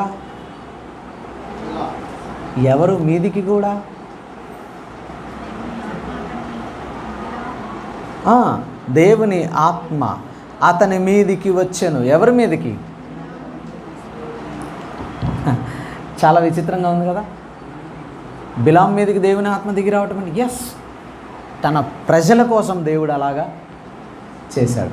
తన ప్రజల్ని శపించడానికి బిలాము బయలుదేరితే ఓకే, దేవుడు అన్నాడు నువ్వెవడవు నా ప్రజల్ని శపించటానికి, లేదు నువ్వు నా ప్రజల్ని దీవించాలి. కాబట్టి దేవుడు ఏం చేశాడు ఇప్పుడు? అసలు ఆయన గొప్పతనం ఏ విధంగా అర్థం చేసుకోవాలి చెప్పండి. మనం ఏమనుకుంటున్నామో తెలుసా? ఆయన ఆత్మ ఎవరి మీదకి మాత్రమే వస్తుంది, ఈయన కూడా ఆయన పని చేయడానికి వచ్చాడు. ఇప్పుడు శపించడానికి వస్తే ఆయన మలుచుకున్నాడు. అర్థమవుతుందండి? తన ప్రజలను దీవించడానికి ఆయన మలుచుకున్నాడు. ఆయన తన ప్రజల్ని దీవించడానికి మలుచుకోవటానికి ఆయన చేసిన పని ఏంటో తెలుసా? ఎక్స్ట్రీమ్స్కి వెళ్ళిపోయాడు ఆయన. ఏ విధంగా? పరిశుద్ధాత్ముడు బిలాము మీదకి కూడా దిగి వచ్చినట్టుగా చూస్తున్నాం. విచిత్రం. శత్రువుల మీదకి కూడా, అబ్బా, ఆయన ఔన్నత్యాన్ని అర్థం చేసుకున్నాం. అర్థమవుతుందండి? ఆయన ఔన్నత్యాన్ని అర్థం చేసుకున్నాం. ఇలా 2-3 సందర్భాల్లో వాళ్ళల్లో అక్కడున్న మనుషులు కూడా ప్రవచించినట్టుగా సౌలు దగ్గర సందర్భాలలో చాలా చూస్తూ ఉన్నాం. ఓకే, 1 సమూయేలు 19:20 నుండి 23 వచనాలు కూడా చూద్దాం. 1 సమూయేలు 19వ అధ్యాయం.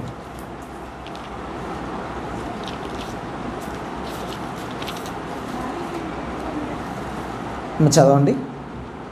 దావీదును పట్టుకున్నట్టుగా సౌలు దూతలను పంపెను. వీరు వచ్చి ప్రవక్తల సమూహముగా కూడుకొని ప్రవచించుటయు సమూయేలు వారి మీద నాయకుడిగా నిలిచిండుటయు చూడగా దేవుని ఆత్మ సౌలు పంపిన.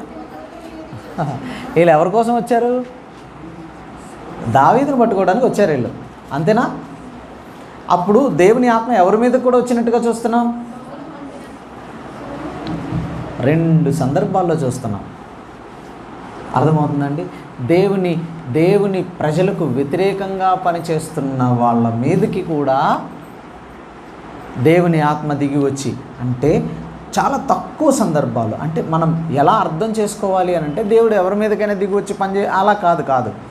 తన ప్రజల కోసం ఆయన ఏమైనా చేయగలడు. ఓకేనండి. ఇది 9వ భాగం. 10వ భాగంలోకి వెళ్దాం.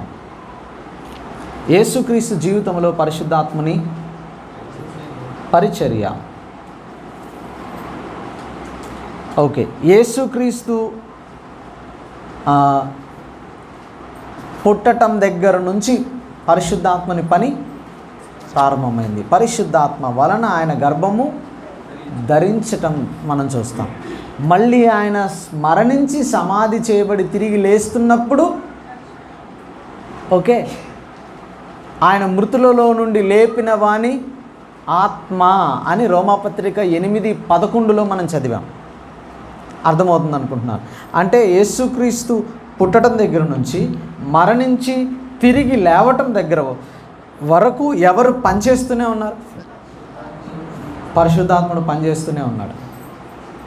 సో ఇలా యేసుక్రీస్తు యొక్క జీవితంలో అనుక్షణము పరిశుద్ధాత్ముడు పనిచేస్తూనే ఉన్నాడు.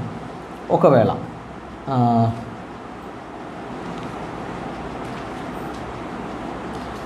మత్తయి సువార్త 4వ అధ్యాయం 1వ వచనం చూద్దాం.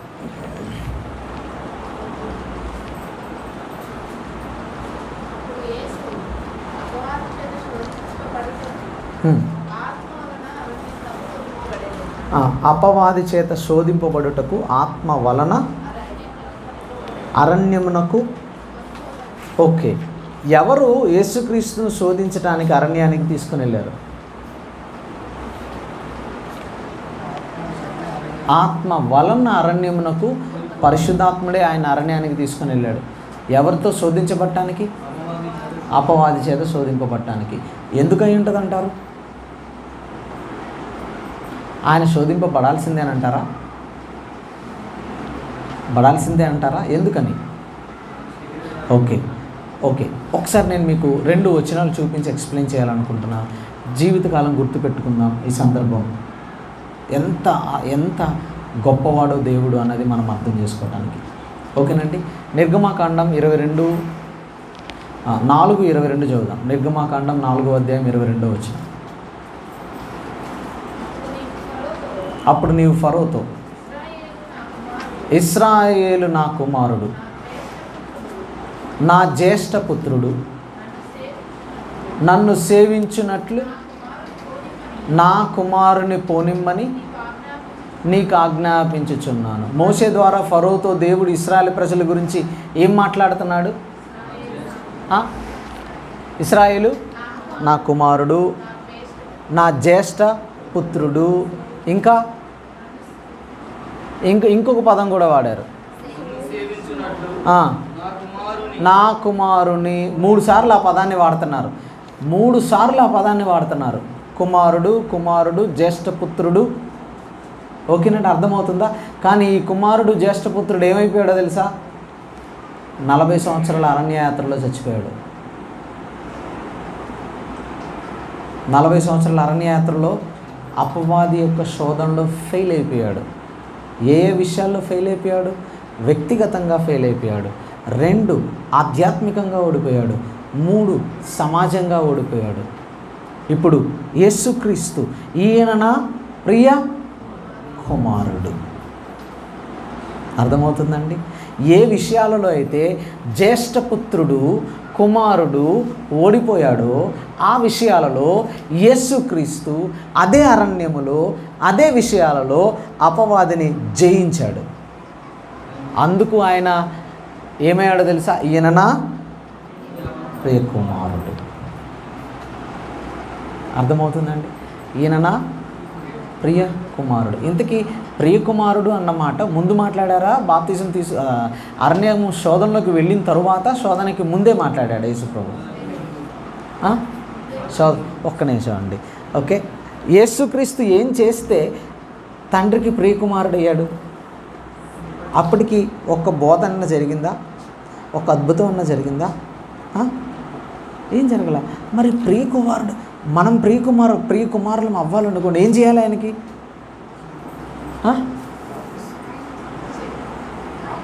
ఏం చేయొద్దండి, ఏమి చేయొద్దండి.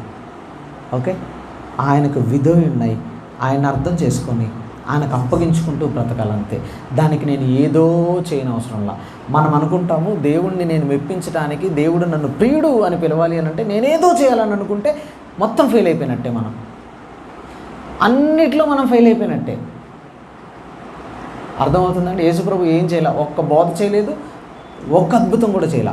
బట్ స్టిల్ ఆయన తండ్రి అయిన దేవునికి ప్రియ కుమారుడు. ఏం చేయాలి అని అంటే కనుక ఆయన యందు విశ్వాసం ఉంచి ఆయనకు లోబడి జీవించి చూపించాలంతే. 30 సంవత్సరాలు అదే చేశాడు యేసుప్రభు. అందుకే ఆయన బాప్తిజం తీసుకుంటున్నప్పుడు యేసుప్రభు ఏం చెప్పాడు? ఈయన నా ప్రియ కుమారుడు, ఈయన యందు నేను. ఆయన మనల్ని బట్టి ఆనందించడానికి మనం ఏమీ చేయనవసరంలా. ఆయన మాట విని ఆయనకు లోబడి బ్రతుకుతూ ఉండాలంతే. కానీ మనమేమనుకుంటాం చెప్పండి? ఏదో ఎరగదీసి ఏదో చేసేసేయాలి అంటే, మనకు అర్థమయ్యే భాష మాట్లాడుతున్నాను, ఏమనుకోకండి. ఏదో అనుకుంటాం. ఏం వద్దండి, ముందు లోబడితే చాలు, తర్వాత సంగతుల తర్వాత. అర్థమవుతుందండి? ఇప్పుడు యేసుప్రభు మొదటి శోధన వ్యక్తిగతంగా ఆయన గెలిచాడు. వ్యక్తిగతంగా అంటే ఆహారము, నీరు, వస్త్రాలు, ఇవన్నీ వ్యక్తిగత విషయాలు. వీటన్నిటిలో ఆయన అపవాదిని జయం చేశాడు. 2 ఆధ్యాత్మిక విషయాలు. ఇగో ఈ దేవాలయం పైకి వెళ్ళి అక్కడ నుంచి దూకేస్తే నేను దేవదూతలు నీ పాదములకు రాయి తగలకుండా నేను ఎత్తి పట్టుకుంటారు కదా. ఓకే, అర్థమవుతుందండి? నో, లేదు. ఆధ్యాత్మికంగా ఇశ్రాయేలు ప్రజలు ఓడిపోయారు. దేవుణ్ణి విడిచిపెట్టి వాళ్ళు విగ్రహారాధన చేస్తూ వచ్చారు.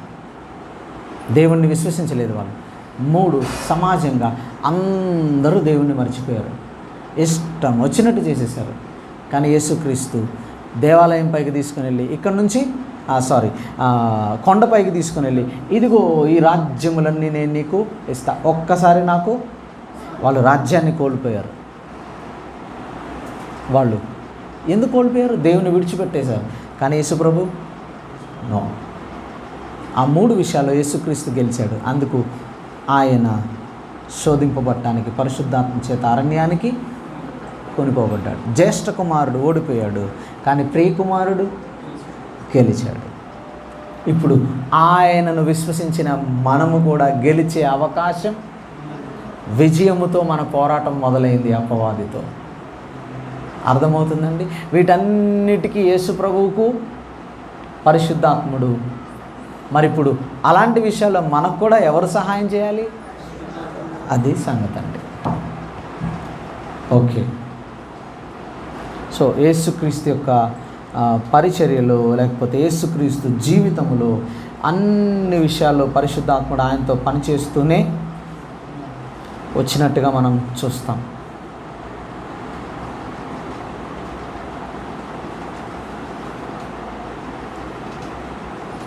హెబ్రీ 9:14 చదువుదాం. హెబ్రీ పత్రిక 9:14 వచ్చిన.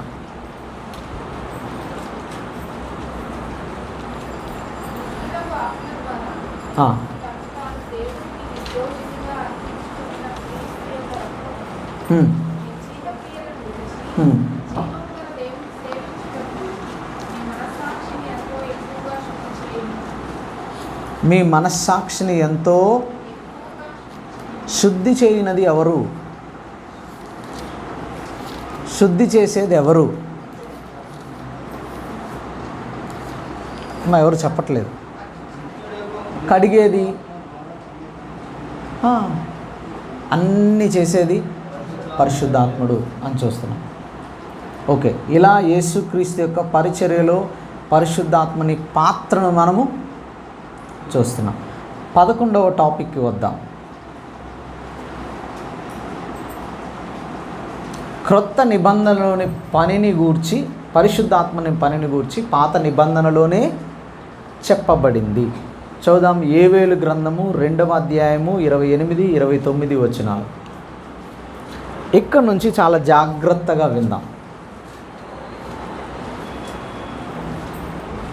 యోవేలు గ్రంథం 2వ అధ్యాయము 28, 29 వచనాలు. 2వ అధ్యాయం. తరువాత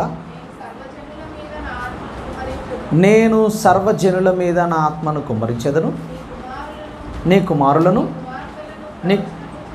నీ కుమార్తెలను ప్రవచనములు చెప్పుదురు, ముసలివారు కలలుగందురు, నీ యవ్వనులు దర్శనములు చూతురు. ఆ దినములలో నీ పనివారి మీదను పనికత్తెల మీదను నా ఆత్మను కుమ్మరింతును. ఓకేనండి. ఇప్పుడు ఇవే వచనాలు మళ్ళీ మనం ఎక్కడ చూస్తాం? ఆల్రెడీ అపోస్తలుల కార్యగ్రంథం 2వ అధ్యాయము 17, 18 వచనాలు మనం చూస్తాం. ఒకసారి అక్కడ కూడా వెళ్ళి చదువుదామా?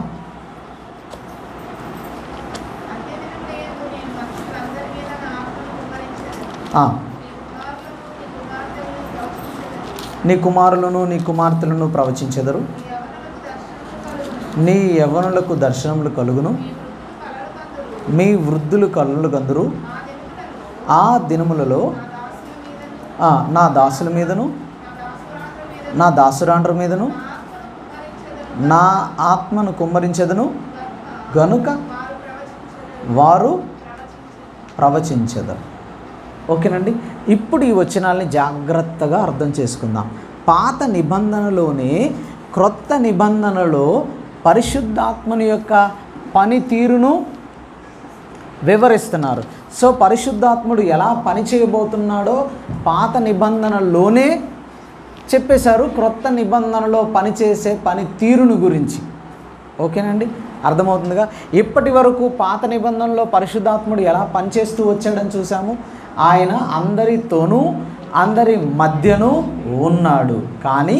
కానీ ఎవరినైతే ఒక ప్రత్యేకమైన పని నిమిత్తం వాడుకోవాలని అనుకున్నాడో వారి మీదకి దిగి వచ్చి ఆ పని అయిపోయిన తరువాత ఆయన వారి మీద నుంచి వెళ్ళిపోయినట్టుగా లేఖన భాగాలలో మనం చూస్తున్నాం. ఇప్పుడు క్రొత్త నిబంధనలో ఆయన పని చేస్తే ఎలా పనిచేస్తారో తెలుసా? చాలా జాగ్రత్తగా ఒకసారి నన్ను చూస్తే మీకు అర్థమవుతుంది. ఆయన మన మధ్యలో, మనతో, మనలో ఉండి పని చేస్తాడు. ఇప్పుడు పాత నిబంధనలో వారి మీదకి వచ్చి వెళ్ళిపోయాడు. ఇప్పుడు క్రొత్త నిబంధనలో ఆయన అందరి మీదకి వస్తాడు. ఇక వెళ్ళడు. ఓకేనండి. ఇప్పుడు యోవేలు ప్రవచనాన్ని ఒకరు చదువుదాం, అపోస్తల కార్యములు 2:17-18 వచనాలు ఇంకొకరు చదువుదాం.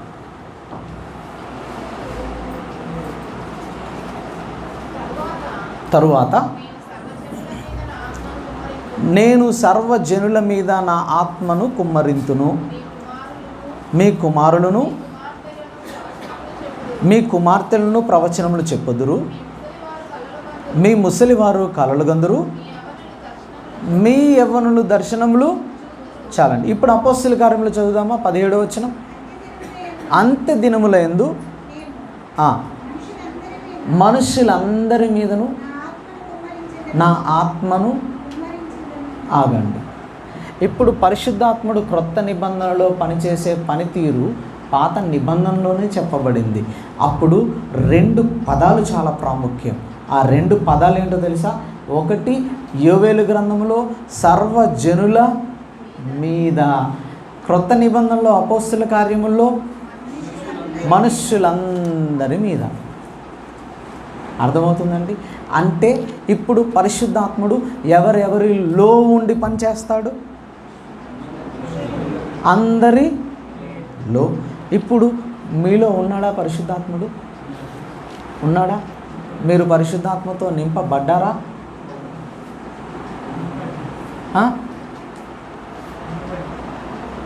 అందరము పరిశుద్ధాత్మతో నింపబడిన వారమే. ఓకేనండి? అందరూ పరిశుద్ధాత్మతో నింపబడిన వారమే. సర్వజనుల మీద అని అన్నాడు. ఆ సర్వజనుల్లో ఎవరెవరు వస్తున్నారో తెలుసా? చదువుదాం. ఇప్పుడు యోవేలు గ్రంథం చదువుదాం, అపోస్తల కార్యములు చదువుదాం. యోవేలు గ్రంథం 29వ వచనం చదువుదామా? ఆ దినములలో నేను పనివారి మీదను, పనివాళ్ళు పనికత్తెలంటే ఎవరండి? పనివాళ్ళు పనికత్తెలంటే ఎవరు? ఒకసారి మళ్ళీ పై వచ్చిన చదువుదామా? యోవేలు గ్రంథంలో మీ కుమారులు, మీ కుమార్తెలు, మీ ముసలివారు, మీ యవ్వనస్తులు. మరి తర్వాత వచ్చిన ఎవరు? తర్వాత వచ్చిన ఎవరు? పనివాళ్ళు. అక్కడ మీ అనే పదాలు ఉపయోగించారా? మరి పై వచ్చిన వాళ్ళు ఎందుకు ఉపయోగించారు, కింద వచ్చిన వాళ్ళు ఎందుకు ఉపయోగించలా? అంటే మీలో కూడా తేడా ఉంటుందా? అవును. ఓకేనండి. పై వచనం యూదులతో మాట్లాడిన విషయం, కానీ క్రింద వచనం అన్యులతో మాట్లాడుతున్న విషయం. పనికత్తెలు. అర్థమవుతుందండి? అదే క్రొత్త నిబంధనలోకి వచ్చేటప్పటికి ఆయన ఏం మాట్లాడుతున్నాడో తెలుసా? చదువుదామా? ఇప్పుడు క్రొత్త నిబంధనలోకి చదువుదామా? అపోస్తల కార్యములు. మీ కుమారులను మీ కుమార్తెలను ప్రవచించెదరు, మీ యవ్వనులకు దర్శనములు కలుగును, మీ వృద్ధులు కలలుగందురు. ఆ దినములలో ఎవరు? నా దాసుల మీదను, నా దాసురాండ్ర మీదను. ఎవరి నా దాసులు, నా దాసురాండ్రు? ఎవరెవరు? మీ అని మాట్లాడుతున్నప్పుడు యూదులు. ఎందుకనంటే 2వ అధ్యాయంలో యెరూషలేములో జరుగుతున్న సంఘటన ఇది. యోవేలు ప్రవచిస్తున్నప్పుడు ఎవరితో మాట్లాడుతున్నాడు ఆయన? యూదులతో మాట్లాడుతూ ఉన్నాడు. అప్పుడు ఆ మొదటి భాగంలో అందరూ యూదులు వస్తారు. ఇప్పుడు నీ దాసులు, నీ దాసురాండ్రు, లేకపోతే నీ పనివారు, నీ పని కత్తెలు అంటున్నప్పుడు ఎవరు వస్తున్నారో తెలుసా? అన్యులు వస్తున్నారు. అంటే దేవుడు యూదుల మీదను, అన్యుల మీదను, అందరి మీద ఆయన ఏం చేస్తున్నాడు? పరిశుద్ధాత్మను కుమ్మరిస్తూ ఉన్నాడు. అర్థమవుతుందండి? అది ఏ రోజు మొదలైందో తెలుసా? పెంతెకోస్తు దినము నాడు మొదలైంది. పెంతెకోస్తు దినము నాడు మొదలైంది. ఆ రోజు నుంచి అందరూ పరిశుద్ధాత్మతో నింపబడుతున్నారు. ఓకేనండి? ఇక్కడ కొంచెం కష్టం అనిపిస్తుంటుంది. ఎందుకు అనంటే చాలా సందర్భాలలో ఈ కొన్ని విషయాల్ని మనుషులు అందరూ అని అంటే ఎవరెవరు వస్తారండి? అందరూ వస్తారా? యూదులు అన్నిలు అందరూ వస్తారు కదా, ఓకేనా? ఇప్పుడు కొన్ని వచనాల్ని మనం చదువుకుంటూ ముందుకెళ్దాం. 12వ టాపిక్లోకి వచ్చేసేద్దాం. క్రొత్త నిబంధనలో పరిశుద్ధాత్మని పని, పెంతెకోస్తు దినము నుండి పరిశుద్ధాత్మని పని అన్న విషయం మనము చూద్దాం. కొరింథీయులకు రాసిన మొదటి పత్రిక 12వ అధ్యాయము 3వ వచనం. కొరింథీయులకు రాసిన మొదటి పత్రిక 12వ అధ్యాయం 3వ వచనం. ఇందుచేత దేవుని ఆత్మ వలన మాట్లాడువాడు ఎవడు? యేసు శాపగ్రస్తుడని చెప్పడనియు. చాలండి, ఒక్క నిమిషం ఆగుదాం. ఇక్కడ వరకు ఆ వచనాన్ని అర్థం చేసుకుందాం, ఓకేనండి? ఎవరైనా అర్థం చెప్పడానికి ప్రయత్నం చేస్తారా? మళ్ళీ చదివి అర్థం చెప్పడానికి ప్రయత్నం చేస్తారా? ఇందువలన దేవుని ఆత్మ వలన మాట్లాడువాడు ఎవడును యేసు శాపగ్రస్తుడని. అంటే ఏంటి? దేవుడు శాపగ్రస్తుడు అంటే, శాపగ్రస్తుడని చెప్పడం అంటే ఎలా అర్థం చేసుకోవాలి ఆ పదాన్ని, ఆ వచనాన్ని? యేసుక్రీస్తు దేవుడే కాదు అని అంటాం. యేసుక్రీస్తు దేవుడే కాదు అనే వ్యక్తి ఎవరు ఆ మాట మాట్లాడతారంట? మరి ఆత్మ ఉన్నవాడు ఏం మాట్లాడతాడు అంటే, యేసుక్రీస్తు దేవుడు అని ఒప్పుకునేవాడు అందరిలో ఎవరున్నారు? ఎట్లా ఉంటున్నాడు ఆయన? చదువుదాం, కంటిన్యూ చేద్దాం. ఇప్పుడు పరిశుద్ధాత్మ వలన తప్ప ఎవడును యేసు ప్రభువని చెప్పలేడనియు. ఆగండి, ఇక్కడ కూర్చున్న మనమందరం యేసుక్రీస్తు నా దేవుడు అని ఒప్పుకున్నాము అని అంటే ఎలా ఒప్పుకున్నాం? పరిశుద్ధాత్ముడు ఏం చేశాడు? పరిశుద్ధాత్ముడి పనేంటి చూసాం కదా. ఆయన ఒప్పింప చేస్తాడని చూసాం కదా. ఇప్పుడు ఆయన బయట ఉండి ఒప్పింప చేశాడా, లోపల ఉండి ఒప్పింప చేశాడా? అంటే నేను పరిశుద్ధాత్మతో నింపబడ్డానా లేదా? నింపబడ్డాం. పరిశుద్ధాత్ముడు అందరిలో ఉన్నాడు. క్రొత్త నిబంధన నుండి ఆయన ఒక పని నిమిత్తం వచ్చి వెళ్ళట్లా. పెంతెకోస్తు దినము నుండి ఆయన అందరిలోనూ ఉన్నాడు.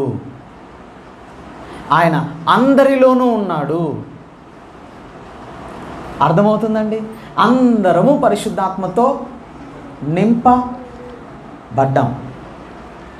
ఇప్పుడు ఇది అర్థం కావటానికి మీకు చాలా విషయాలు చూపిస్తా. అంత విభేదం ఇక్కడే ఉంటుంది, ఓకేనండి? ఇక్కడే ఉంటుంది, ఇక్కడి నుంచే వస్తుంది. ఏంటి ఆ విభేదం అని అంటే కనుక, ఫస్ట్ చాలామంది అంటే ఏమనుకోకండి, మన పెంతెకోస్తు వాళ్ళే, పెంతెకోస్తే కదా మన పెంతెకోస్తు వాళ్ళే అడిగే ప్రశ్న ఏంటో తెలుసా? మీరు పరిశుద్ధాత్మతో నింపబడ్డారా? అప్పుడు మీరేం చెప్పాలి? అవునని చెప్పొద్దు. ఇక నుంచి ఏం చెప్తారో తెలుసా? ప్రశ్నే తప్పు. ఏంటిది? ప్రశ్నే తప్పు. ఎందుకు? ఇప్పుడు ఒక 2 పదాల యొక్క వ్యత్యాసాన్ని నేను మీకు చూపించాలనుకుంటున్నాను. అపోస్తుల కార్యంలో 1వ అధ్యాయం 5వ వచనం చదువుదాం.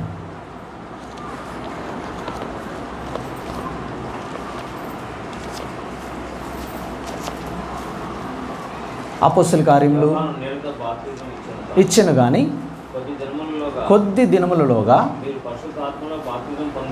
మీరు పరిశుద్ధాత్మలో బాప్తిజమం పొందేదరని. ఆ పదం మళ్ళీ ఇంకెక్కడైనా మీరు చూస్తారా? బాప్తిజమము అన్న పదం మళ్ళీ ఇంకెక్కడైనా చూస్తారా?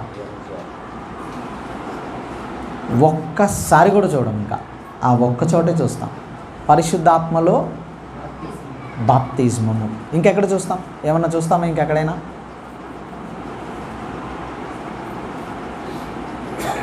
నేను మీకు నీళ్ళలో బాప్తిజం ఇచ్చుచున్నాను, కానీ నా వెనక వచ్చేవాడు ఆత్మతోనూ అగ్నితోనూ బాప్తిజం ఇచ్చును. అక్కడే చూస్తాం. మళ్ళీ ఆ పదం యొక్క ఫినిషింగ్ అంటే ఆ పదం యొక్క ముగింపు ఎక్కడ చూస్తామో తెలుసా? అపోస్తుల కార్యంలో 1వ అధ్యాయం 5వ వచనంలో. ఎందుకనంటే ఆ బాప్తిస్మము ఆ రోజు జరిగిపోయింది. పెంతెకోస్తు దినం నాడు బాప్తిస్మము జరిగిపోయింది. అంటే పరిశుద్ధాత్ముడు ఇక అందరిలోనూ నివాసం ఉండటానికి పెంతెకోస్తు దినము నాడు వచ్చేశాడు అన్నది స్పష్టంగా అర్థం చేసుకోవాలి. అర్థమవుతుందండి? ఇక ఆ రోజు నుంచి మనమందరము కూడా పరిశుద్ధాత్మతో నింపబడిన వారమే. మళ్ళీ స్పెషల్గా పరిశుద్ధాత్మతో నింపబడటం అనేది స్పెషల్గా ఉండదు.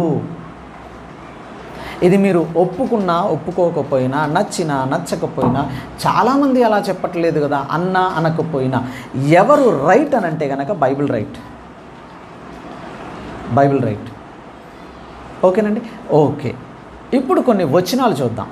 నన్ను వెంటనే మీరేం ఒప్పేసుకునే అవసరం ఏం లేదు. ఓకేనండి? మీరు నన్ను ఒప్పుకున్నా ఒప్పుకోకపోయినా నో ప్రాబ్లం. వాక్యాన్ని ఒప్పుకోకపోతేనే సమస్య మనకి. వాక్యం ఏం చెప్తుందో చూద్దాం. కొన్ని వచనాలు చూడటానికి మనం ప్రయత్నించేద్దాం. ఇప్పుడు మనం చదివిన కొరింథీయులకు రాసిన మొదటి పత్రిక 12:3లో ఏం చూసాం? పరిశుద్ధాత్మ వలన తప్ప, అంటే ఈ భూమి మీద ఉన్న ఎవరైనా కానీ యేసుక్రీస్తు నా ప్రభువు అని ఒప్పుకోవాలి అని అంటే గనక ఎవరు ఒప్పింప చేస్తున్నారు? అప్పుడు ఆ పరిశుద్ధాత్ముడు బయట ఉండి ఒప్పింప చేస్తున్నాడా? లోపలికి వచ్చి ఒప్పింప చేస్తున్నాడా? లోపలికి వచ్చి ఒప్పింప చేస్తున్నాడు. అంటే నేను పరిశుద్ధాత్మతో ఎప్పుడు నింపబడ్డాను అని అంటే కనుక, పరిశుద్ధాత్మ అంటే శక్తి వ్యక్తి అయినప్పుడు ఆ పరిశుద్ధాత్ముడు నాలోకి ఎప్పుడు వచ్చాడు? ఎప్పుడైతే యేసుక్రీస్తు నా దేవుడు అని ఒప్పుకుంటున్నానో ఆ క్షణములో నా లోపలికి వచ్చి ఆ క్షణములో నన్ను ఒప్పింప చేస్తున్నదే. అసలు ఆ పరిశుద్ధాత్ముడు నన్ను ఒప్పించకుండా ఈ భూమి మీద ఎవ్వరూ యేసుదేవుడని ఒప్పుకోరు. ఓకే, ఒకసారి నన్ను ఒప్పించడానికి నాలోకి వచ్చిన ఆయన మళ్ళీ వెనక్కి తిరిగి నో ఛాన్స్. ఇప్పుడు చెప్పండి, ఈ వాగ్దానం ఏ వాగ్దానము? పరిశుద్ధాత్మతో నింపబడతారు అన్న వాగ్దానము అడిగి పొందుకునే వారికి మాత్రమేనా? పరిశుద్ధాత్మను అడిగి పొందుకునే వారికి మాత్రమేనా, లేకపోతే జనులందరికీ అని చెప్పాడా? మనుషులందరికీ అని చెప్పాడు ఆయన. అప్పుడు మనుషులందరూ అన్న పాయింట్లో ఎవరెవరు వస్తారో చెప్పగలుగుతారా అమ్మా? యూదులు అన్యులు వస్తారు. ఇంకొంచెం క్లారిటీగా, ఇంకొంచెం ప్రత్యేకంగా మాట్లాడుకోవాల్సి వస్తే విశ్వసించిన వారందరూ.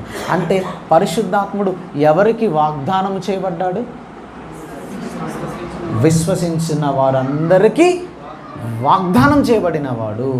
కానీ కొంతమంది మా సొంతం అని మాట్లాడుకుంటున్న వాళ్ళు ఉన్నారు.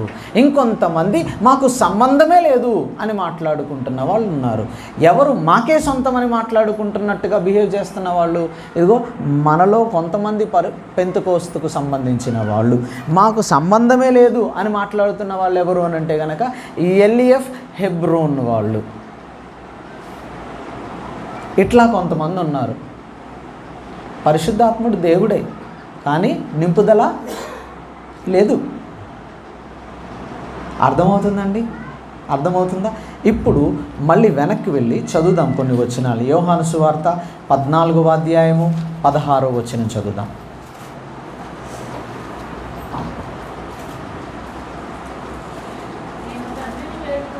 నేను తండ్రిని వేడుకొందును, మీ యొద్ద ఎల్లప్పుడూ ఉండుటకై ఆయన వేరొక ఆదరణకర్తను అనగా సత్యస్వరూపియగు ఆత్మను మీకు అనుగ్రహించును. లోకము ఆయన ఎవరు చూడరు? లోకం అంటే విశ్వసించిన వాళ్ళు ఆయన చూడరు. నెక్స్ట్, ఆయనను ఎరుగదు గనుక ఆయనను పొందనేరదు. ఒక్క నిమిషం ఆగండి. ఇప్పుడు విశ్వాసులు ఆయనను, కాబట్టి వారు ఆయనను పొందుకుంటారు. అర్థమవుతుంది? ఇందులో పొందుకోవటం అని నేను అడగటం ఇట్లాంటివి ఏమీ లేవు. అర్థమవుతుందండి? తండ్రి చేత వాగ్దానం చేయబడిన వాడు ఆయన డినామినేషన్కి సంబంధం లేనివాడు పరిశుద్ధాత్ముడు. అప్పుడు నింపుదల డినామినేషన్స్తో సంబంధం లేదు. మరి ఎందుకు మనం ఈ పరిశుద్ధాత్మ నింపుదల అనేది ఒక డినామినేషన్కి సెట్ చేసి వదిలేసాం? దేవుడు అర్థం కాలేదు మనకి ఈ విషయంలో. అర్థమవుతుందండి? అంటే ఇప్పుడు నేనేం చెప్పాలనుకుంటున్నాను తెలుసా? ఎల్ఈఎఫ్, హెబ్రోన్ మనకు అస్సలు నచ్చరు కదా, అంటే సాధారణంగా మాట్లాడు. సిఎస్ఐ, అర్థమవుతుందండి? అందరూ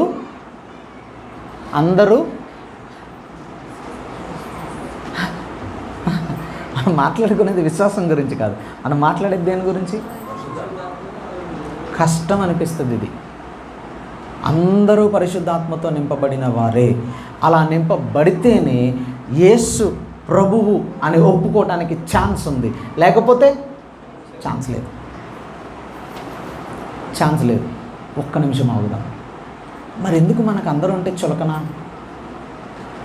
నో, పరిశుద్ధాత్ముడు అందరిలో ఉన్న, డినామినేషన్తో సంబంధం లేదండి. అడిగితే ఇస్తాడు, నో కాదు. ఆయన వాగ్దానం చేశాడు. ఎప్పుడో తెలుసా? యోవేలు ద్వారా ప్రవచనం చేశాడు ఆయన జనులందరి మీదకి. అప్పుడే చెప్పేశాడు ఆయన, అన్యుల మీదకి కూడా నేను పరిశుద్ధాత్మను వారి మీదకి ఇస్తాను, వారిలో ఉంచుతానని. అదే వచనాన్ని యోహాను సువార్తలో మనం చదువుతున్నప్పుడు అందరితోనూ అందరిలోనూ అన్న విషయాన్ని చెప్పేశాడు. అప్పుడు అందరూ అని అన్నప్పుడు ఎవరెవరు వస్తారు? అందరూ చేస్తారు. అందరూ అని అంటే విశ్వసించిన అందరూ. ఎల్ఈఎఫ్ లేదు, హెబ్రోన్ లేదు, సిఎస్ఐ లేదు, మెథడిస్ట్ లేదు, లూథరన్ లేదు, పెంతెకోస్తు లేదు.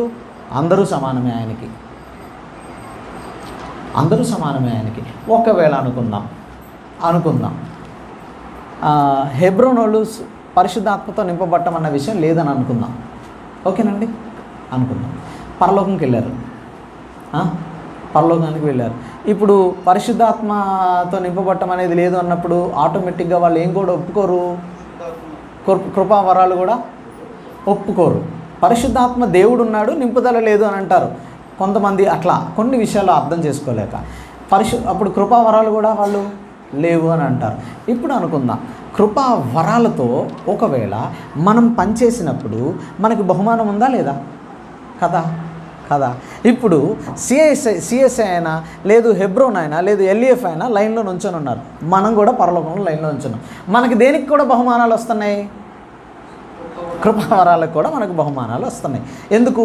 మనం పరిశుద్ధాత్మ నింపుదల నమ్మాము, మనం పరిశుద్ధాత్మతో నింపబడ్డామని అన్నాము, అన్నీ నమ్ముతున్నాం. వాళ్ళకేమో వాళ్ళ పాస్టర్ ఏమో టీచ్ చేయలేదు. వాళ్ళు కృపావరాల గురించి దేవుని ఏమి అడగరు. వాళ్ళకి లేవు అని అనుకుంటున్నారు కదా, పరిశుద్ధాత్మ నింపుదల లేదు, కృపావరాలు లేవు అని అనుకుంటున్నారు. ఇప్పుడు బహుమానాలు నాకు ఎక్కువ వచ్చేస్తున్నాయి. ఇప్పుడు ఆయన లైన్లో అడుగుతున్నాడు, ప్రభువా ఎంత అన్యాయస్తుడు ఏంటి నువ్వు? ఎందుకు ఆమె నువ్వు ఎక్కడ రక్షించావు? పెంతెకోస్తులో రక్షించావు కదా. రక్షించింది ఎవరు? దేవుడే కదా. పెంతెకోస్తులో రక్షించావు కాబట్టి వాళ్ళకి బోధ ఏంటి? పరిశుద్ధాత్ముడు ఉన్నాడు, కృపావరాలు ఉన్నాయి. మరి నాకు బోధ ఏంటి? పరిశుద్ధాత్మ లేడు, కృపావరాలు అంటే పరిశుద్ధాత్ముడు కాదు, పరిశుద్ధాత్మ అభిషేకం లేదు, లేకపోతే నింపుదల లేదు, భాషలు లేవు, వరాలు లేవు అని వాళ్ళు నాకు బోధించారు. అప్పుడు తప్పెవరిది? నీది. బోధించిన అయింది కాదు, అక్కడ రక్షించిన నీది తప్పు. నన్ను ఇక్కడ రక్షించుకుంటే అర్థమైందా? అర్థం కాలేదా? ఎక్కడైనా రక్షణైనా కాదండి. ఎక్కడైనా రక్షణ ఒకటేనే లేదు, యూనివర్సల్గా. అర్థమవుతుందండి? ప్రపంచంలో ఏ మూలైనా రక్షణ ఒకేలాగా జరుగుతుంది. పరిశుద్ధాత్ముడు యేసు ప్రభువు అని ఒప్పిస్తే తప్పితే ఎవ్వరూ ఒప్పుకోలేరు. దేవుని ఆత్మ లేకుండా ఎవరు యేసు శాపగ్రస్తుడని చెప్పకుండా చెప్తారు. శాపగ్రస్తుడని చెప్పకుండా ఉండలేరు. తప్పు వాడినట్టున్నా. ఓకేనండి. అంటే పరిశుద్ధాత్మ లేకుండా అన్న విషయాన్ని చూస్తున్నాం. సో భూమి మీద ఎవరైనా డినామినేషన్తో సంబంధం లేదండి. రక్షించబడ్డారని అంటే కనుక అతన్ని పరిశుద్ధాత్ముడు ఒప్పింప చేయాల్సిందే. ఇప్పుడు దానికి ఆధారం ఉన్న అనేక వచనాల్ని బైబిల్ గ్రంథంలో చూస్తూ ముందుకు వెళ్ళడానికి మనము ప్రయత్నం చేద్దాం. యోహాను సువార్త 7:39 చదువుదాం.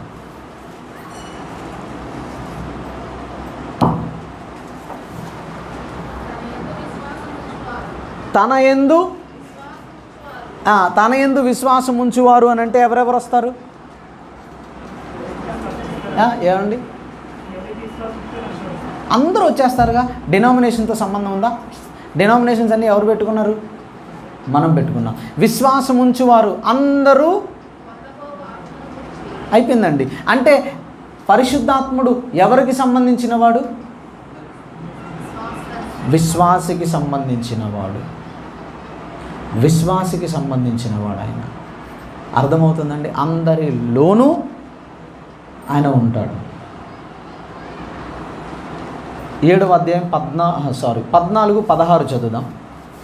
చదివేశాం కదా, 14, 16, 17. గలతీ పత్రిక 3:13 చదువుదాం. గలతీ పత్రిక 3:13 చదువుదాం.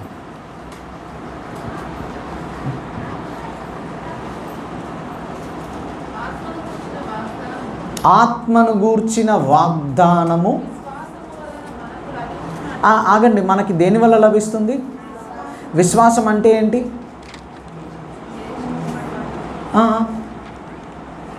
ఇక్కడ యేసుక్రీస్తును విశ్వాసం ఉంచటమా, లేకపోతే లేదు నేను విశ్వాసం ఉంచితేనే పరిశుద్ధాత్ముడు నా లోపలికి వస్తాడు అన్నదా?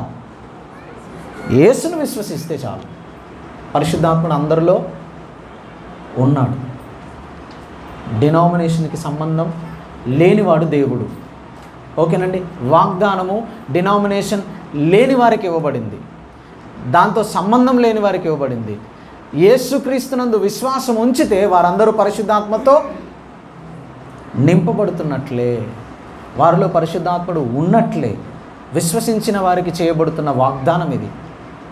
ఓకే, నెక్స్ట్ ఎఫెసీ 1:13.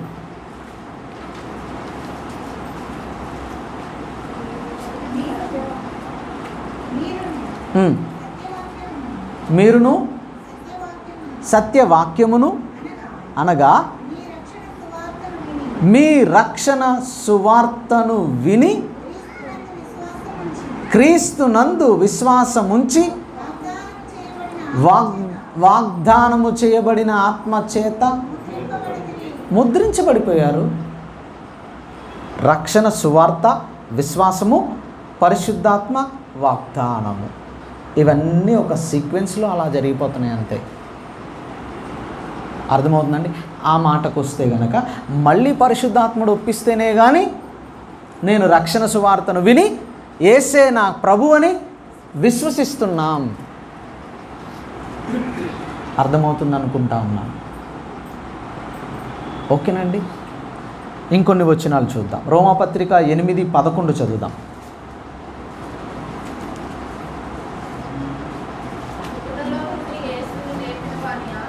మృతులలో నుండి యేసును లేపిన వాని ఆత్మ. ఆగండి, మీలో. ఈ మాట ఎవరితో మాట్లాడుతున్నాడు పౌలు గారు? రోమా సంఘంలో కొంతమంది అడిగి పొందుకున్న వారి గురించేనా, లేకపోతే రోమా సంఘములో ఉన్న అందరితో మాట్లాడుతున్నాడా? అప్పుడు మృతులలో నుండి యేసును లేపిన వాని ఆత్మ మీలో నివసించిన ఎడల అన్న మాటను మనం చదువుతున్నప్పుడు ఇక్కడ రోమా సంఘములో ఉన్న విశ్వాసులు అందరూ వస్తారా? రోమా సంఘములో ఉన్న కొంతమంది ఆత్మను పొందుకున్న విశ్వాసులే వస్తారా? అందరూ వస్తే అందరూ ఏం పొందుకున్నారు? పరిశుద్ధాత్మను పొందుకున్నవారే. అందరూ పరిశుద్ధాత్మను పొందుకున్నవారే. లేదు అని అంటే కనుక ఈ వచనాలు ఎవరికి మాత్రమే వర్తిస్తాయి? రోమా సంఘంలో అందరికీ వర్తించదు ఈ మాట, పొందుకున్న కొంతమందికే వర్తిస్తుంది. అప్పుడు మొత్తం తప్పైపోతుంది. ఎవరు తప్పవుతారు? బైబిల్ తప్పవుతుంది అనుకుంటున్నాను నేను. అంటే అలా అనుకుంటే ఎందుకు? ఈ వచనం ఎవరితో మాట్లాడుతున్నారు? వారికైనా రోమా సంఘంలో ఉన్న వారందరికీనా?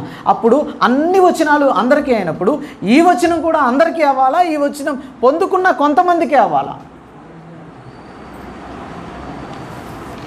అందరికీ అవ్వాలి. ఇంకొన్ని వచనాలు చూద్దాం. 1 తెస్సలోనిక 4:8 చదువుదాం.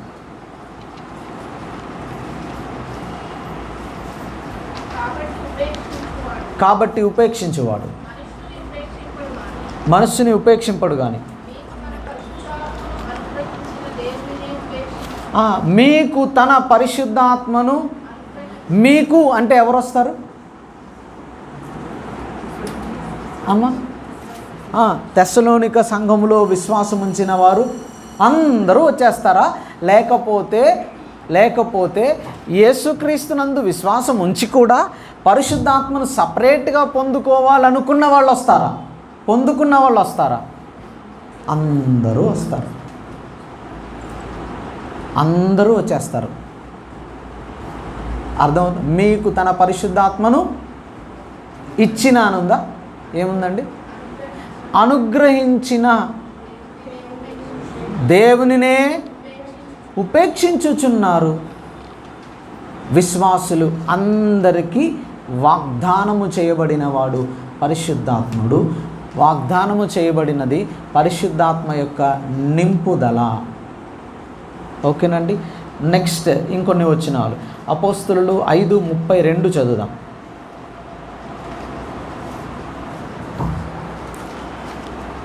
ఈ 2-3 వచనాలతో క్లోజ్ చేసేసుకుందాం ఈ సెషన్.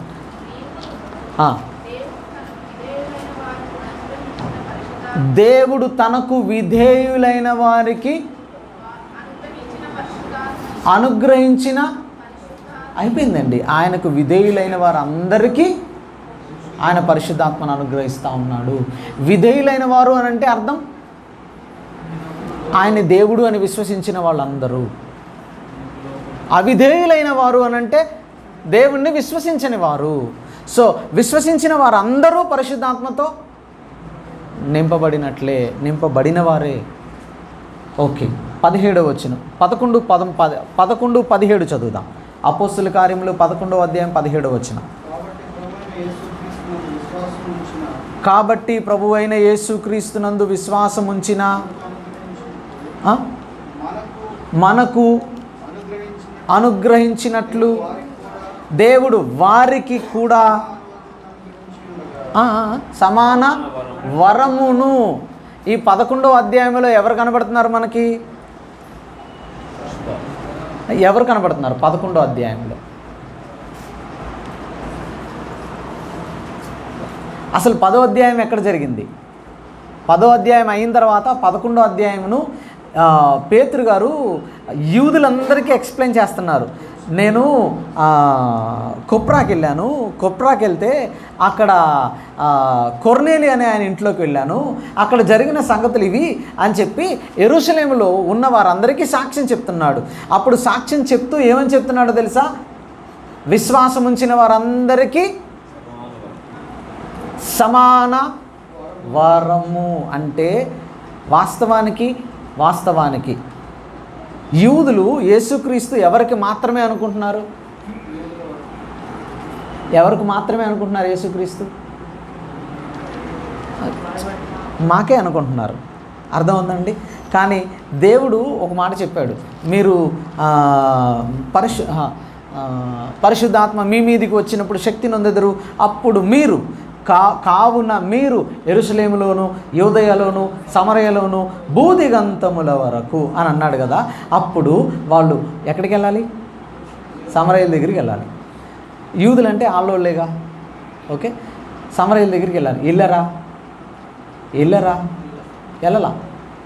అర్థం. వాళ్ళు 8వ అధ్యాయంలో చెదిరిపోయిన తర్వాత అప్పుడు చెదిరిన వారిలో కొంతమంది సమరయుల దగ్గరికి వెళ్ళి సువార్త ప్రకటించారు. అందులో ఎవరు వెళ్ళింది? ఫిలిప్ వెళ్ళాడు. వాస్తవానికి 12 మంది వెళ్ళలా. ఓకే. ఇప్పుడు కొర్నేలి ఇంటి దగ్గర కూడా పేతురు గారు ఏమన్నా సువార్త ప్రకటించడానికి గుర్రం ఎక్కి ఫాస్ట్గా వెళ్ళాడంటే ఆయన వెళ్ళను అని కూర్చున్నాడు ఆయన. అందుకే ఆయన అంటాడు, వాళ్ళ ఇంటికి వెళ్ళిన తర్వాత ఏం మాట్లాడతారో తెలుసా? 10వ అధ్యాయం 27వ వచనంలో మనం చదివితే కనుక అంటాడు, మేము అన్యులతో సాంగత్యము చేయము, వారితో కలిసి భోజనం కూడా చేయమంటాడు. భోజనం చేయనోడు సువార్త ఎందుకు ప్రకటిస్తాడు? వాళ్ళకి విన్నారు, ఒప్పుకున్నారు, కానీ పూర్తిగా అర్థం కాలే, ఇష్టం లేదు వాళ్ళకి. ఓకేనండి. అదే యోనా జీవితంలో కూడా. యోనాని దేవుడు ఎక్కడికి వెళ్ళమంటే ఎక్కడికి వెళ్ళాడు? నినివే వెళ్ళమంటే తర్షీసు వెళ్ళాడు. ఎందుకు? నినివే ఎందుకు వెళ్ళటం ఇష్టం లేదు? వాళ్ళు శత్రువులు కాబట్టి వాళ్ళకి దేవుడిని పరిచయం చేయడం ఏంటి? నో, నాకు కుదరదు, నాకు ఇష్టం లేదు. వాళ్ళు మన ప్రజల్ని చంపారు, మన ప్రజల మీద తిరుగుబాటు చేశారు, నో అని అనుకున్నాడు. దేవుడు ఆలోచనలు వేరు. అర్థమవుతుంది. పేతురు కూడా ఎస్ అన్నాడు, అందరూ ఎస్ అన్నారు ముందు అపోస్తలులు 1:8. కానీ ఇంకొంచెం 10వ అధ్యాయంలోకి వచ్చే వరకు ఇంకా వెళ్ళలేదు వాళ్ళు. భోజనం కూడా చేయమంటున్నారు. అప్పుడు అంటాడు ఏమని? నేను నిజముగా దేవుడు పక్షపాతి కాడని నిజముగా తెలుసుకుంటుని, యేసుక్రీస్తు అందరికీ ప్రభువు అని అప్పుడు మాట్లాడుతున్నాడు. కొర్నేలి ఇంటి దగ్గర 10వ అధ్యాయం 34వ వచనంలో. ఇంకొంచెం కిందకి వెళ్ళిన తర్వాత ఆయన బోధిస్తూ ఉండగానే వాళ్ళు పరిశుద్ధాత్మతో నింపబడతారు. అప్పుడు అంటాడు వారిని బాప్తీసం ఇచ్చుటకు ఇంకెవరు ఆటంకపరచగలరు? ఓకే, ఆత్మయే సాక్ష్యం ఇచ్చుచుండగా వారికి బాప్తీసం ఇచ్చుటకు ఆటంకం ఇంకెవరు చెప్పగలరు అని మాట్లాడి ఇంకొంచెం ముందుకెళ్ళి 11వ అధ్యాయంలో చెప్తున్నాడు యెరూషలేములో ఉన్న వాళ్ళందరితో. ఏమనో తెలుసా? నేనే పాటి వాడను అని ఇంకొంచెం ముందుకెళ్ళి 11లో చెప్తున్నాడు. ఏమనో తెలుసా? అసలు ఏం జరిగిందో తెలుసా? మనం ఎలాగైతే వరం పొందుకున్నామో వాళ్ళు కూడా వరము పొందుకున్నారు. ఒకవేళ ఆ రోజు అది జరగకపోతే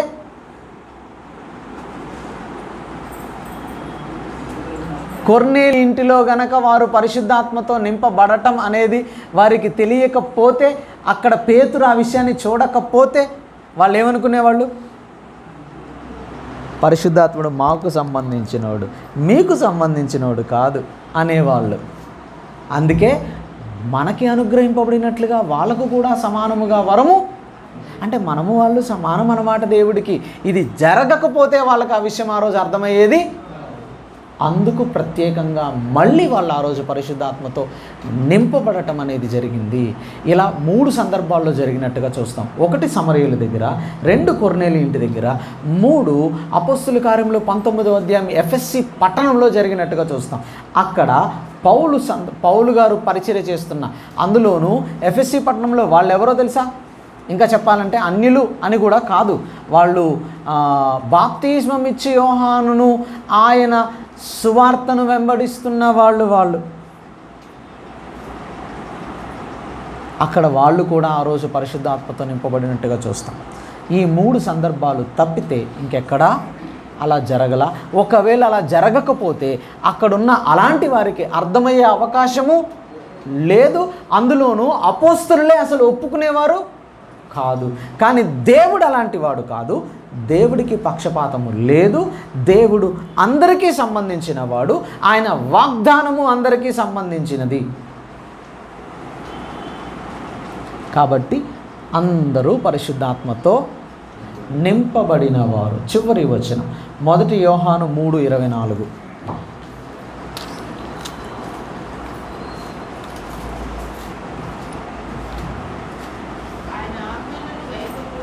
గైకొనువాడు ఆయన యందు నిలిచి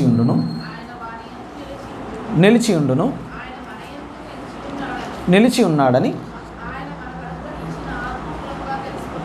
మనకు అనుగ్రహించిన. ఇప్పుడు మనకి అంటే ఎవరు వస్తారు? ఆయన ఉత్తరం రాస్తున్న అందరూ వచ్చేస్తారు. ఓకేనండి, అందరూ వచ్చేస్తారు. సో పరిశుద్ధాత్ముడు అందరికీ సంబంధించినవాడు, ప్రతి విశ్వాసికి సంబంధించినవాడు. ఓకేనండి.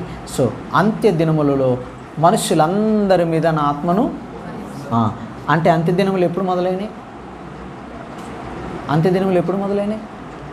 అప్పటి నుంచి విశ్వాసి ప్రతి వ్యక్తి పరిశుద్ధాత్మతో నిండుకొనే ఉంటున్నాడు. అందరూ నింపబడిన వారే. ఇక ఆయన వారిలో నుండి ఎప్పటికీ వెళ్ళిపోడు. ఎందుకు అనంటే సదాకాలము నేను మీతోనూ మీలోనూ ఉన్నాను, నివసిస్తున్నాను. సదాకాలం ఎప్పటికీ ఆయన మనలోనే నివాసం ఉంటాడు. ఓకేనండి, ఇక్కడితో ఈరోజు సెషన్ని మనం క్లోజ్ చేసుకుందాం. నెక్స్ట్ సెషన్లో ఒకవేళ అలా కాదు అని అనుకుంటే ఎందుకు కాదు అన్న వచనాలు సుమారుగా 25 వచనాలు ఉన్నాయి బైబిల్ గ్రంథంలో నుంచి. ఆ 25 వచనాల్ని మనం అప్పుడు ఎలా అర్థం చేసుకోవాలి చూద్దాం. ఒకవేళ ఇది కాదు అని అనుకుంటే అప్పుడు బైబిల్లో ఉన్న మనం నెక్స్ట్ 25 వచనాలు చదువుతాం. ఆ 25 వచనాలని ఎలా అర్థం చేసుకోవాలి ఆ సెషన్తో రేపు ఈ నెక్స్ట్ సెషన్ మనం స్టార్ట్ చేసుకుందాం. థ్యాంక్ యూ, అందరికీ వందనాలు.